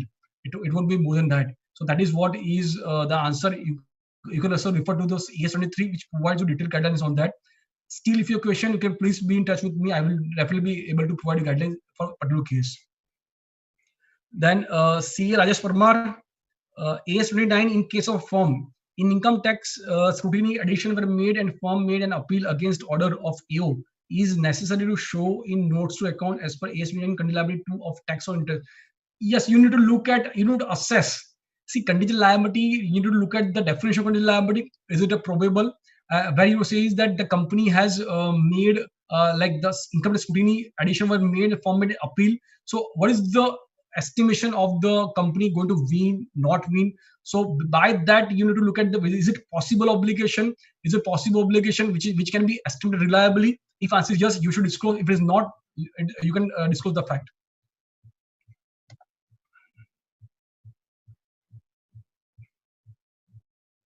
Okay, then There are other administration related questions like CPE and other things. Okay, I think a copy of presentation. Yes, I will share with all of you. Then so webinar CPE hours, unstructured CPE hours are there. You can go and report your CPE hours there.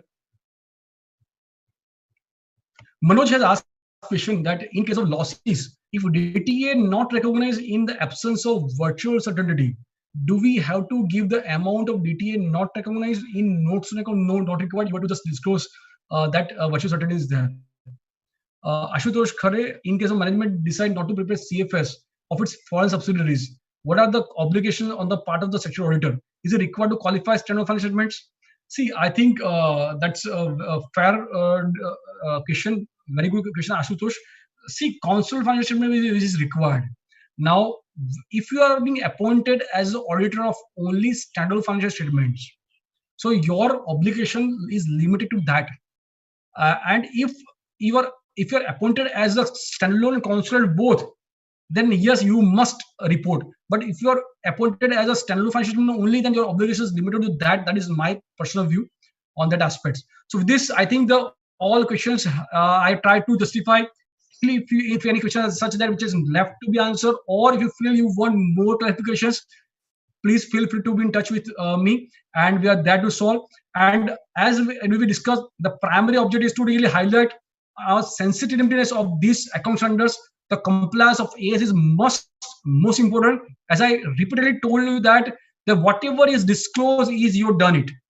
So your accounting, your disclosure, and AS, we all three should be in sync, and that is required, and that is our obligation when we sign as a part of principal main or report. When we sign, the compliance with AS is the most critical.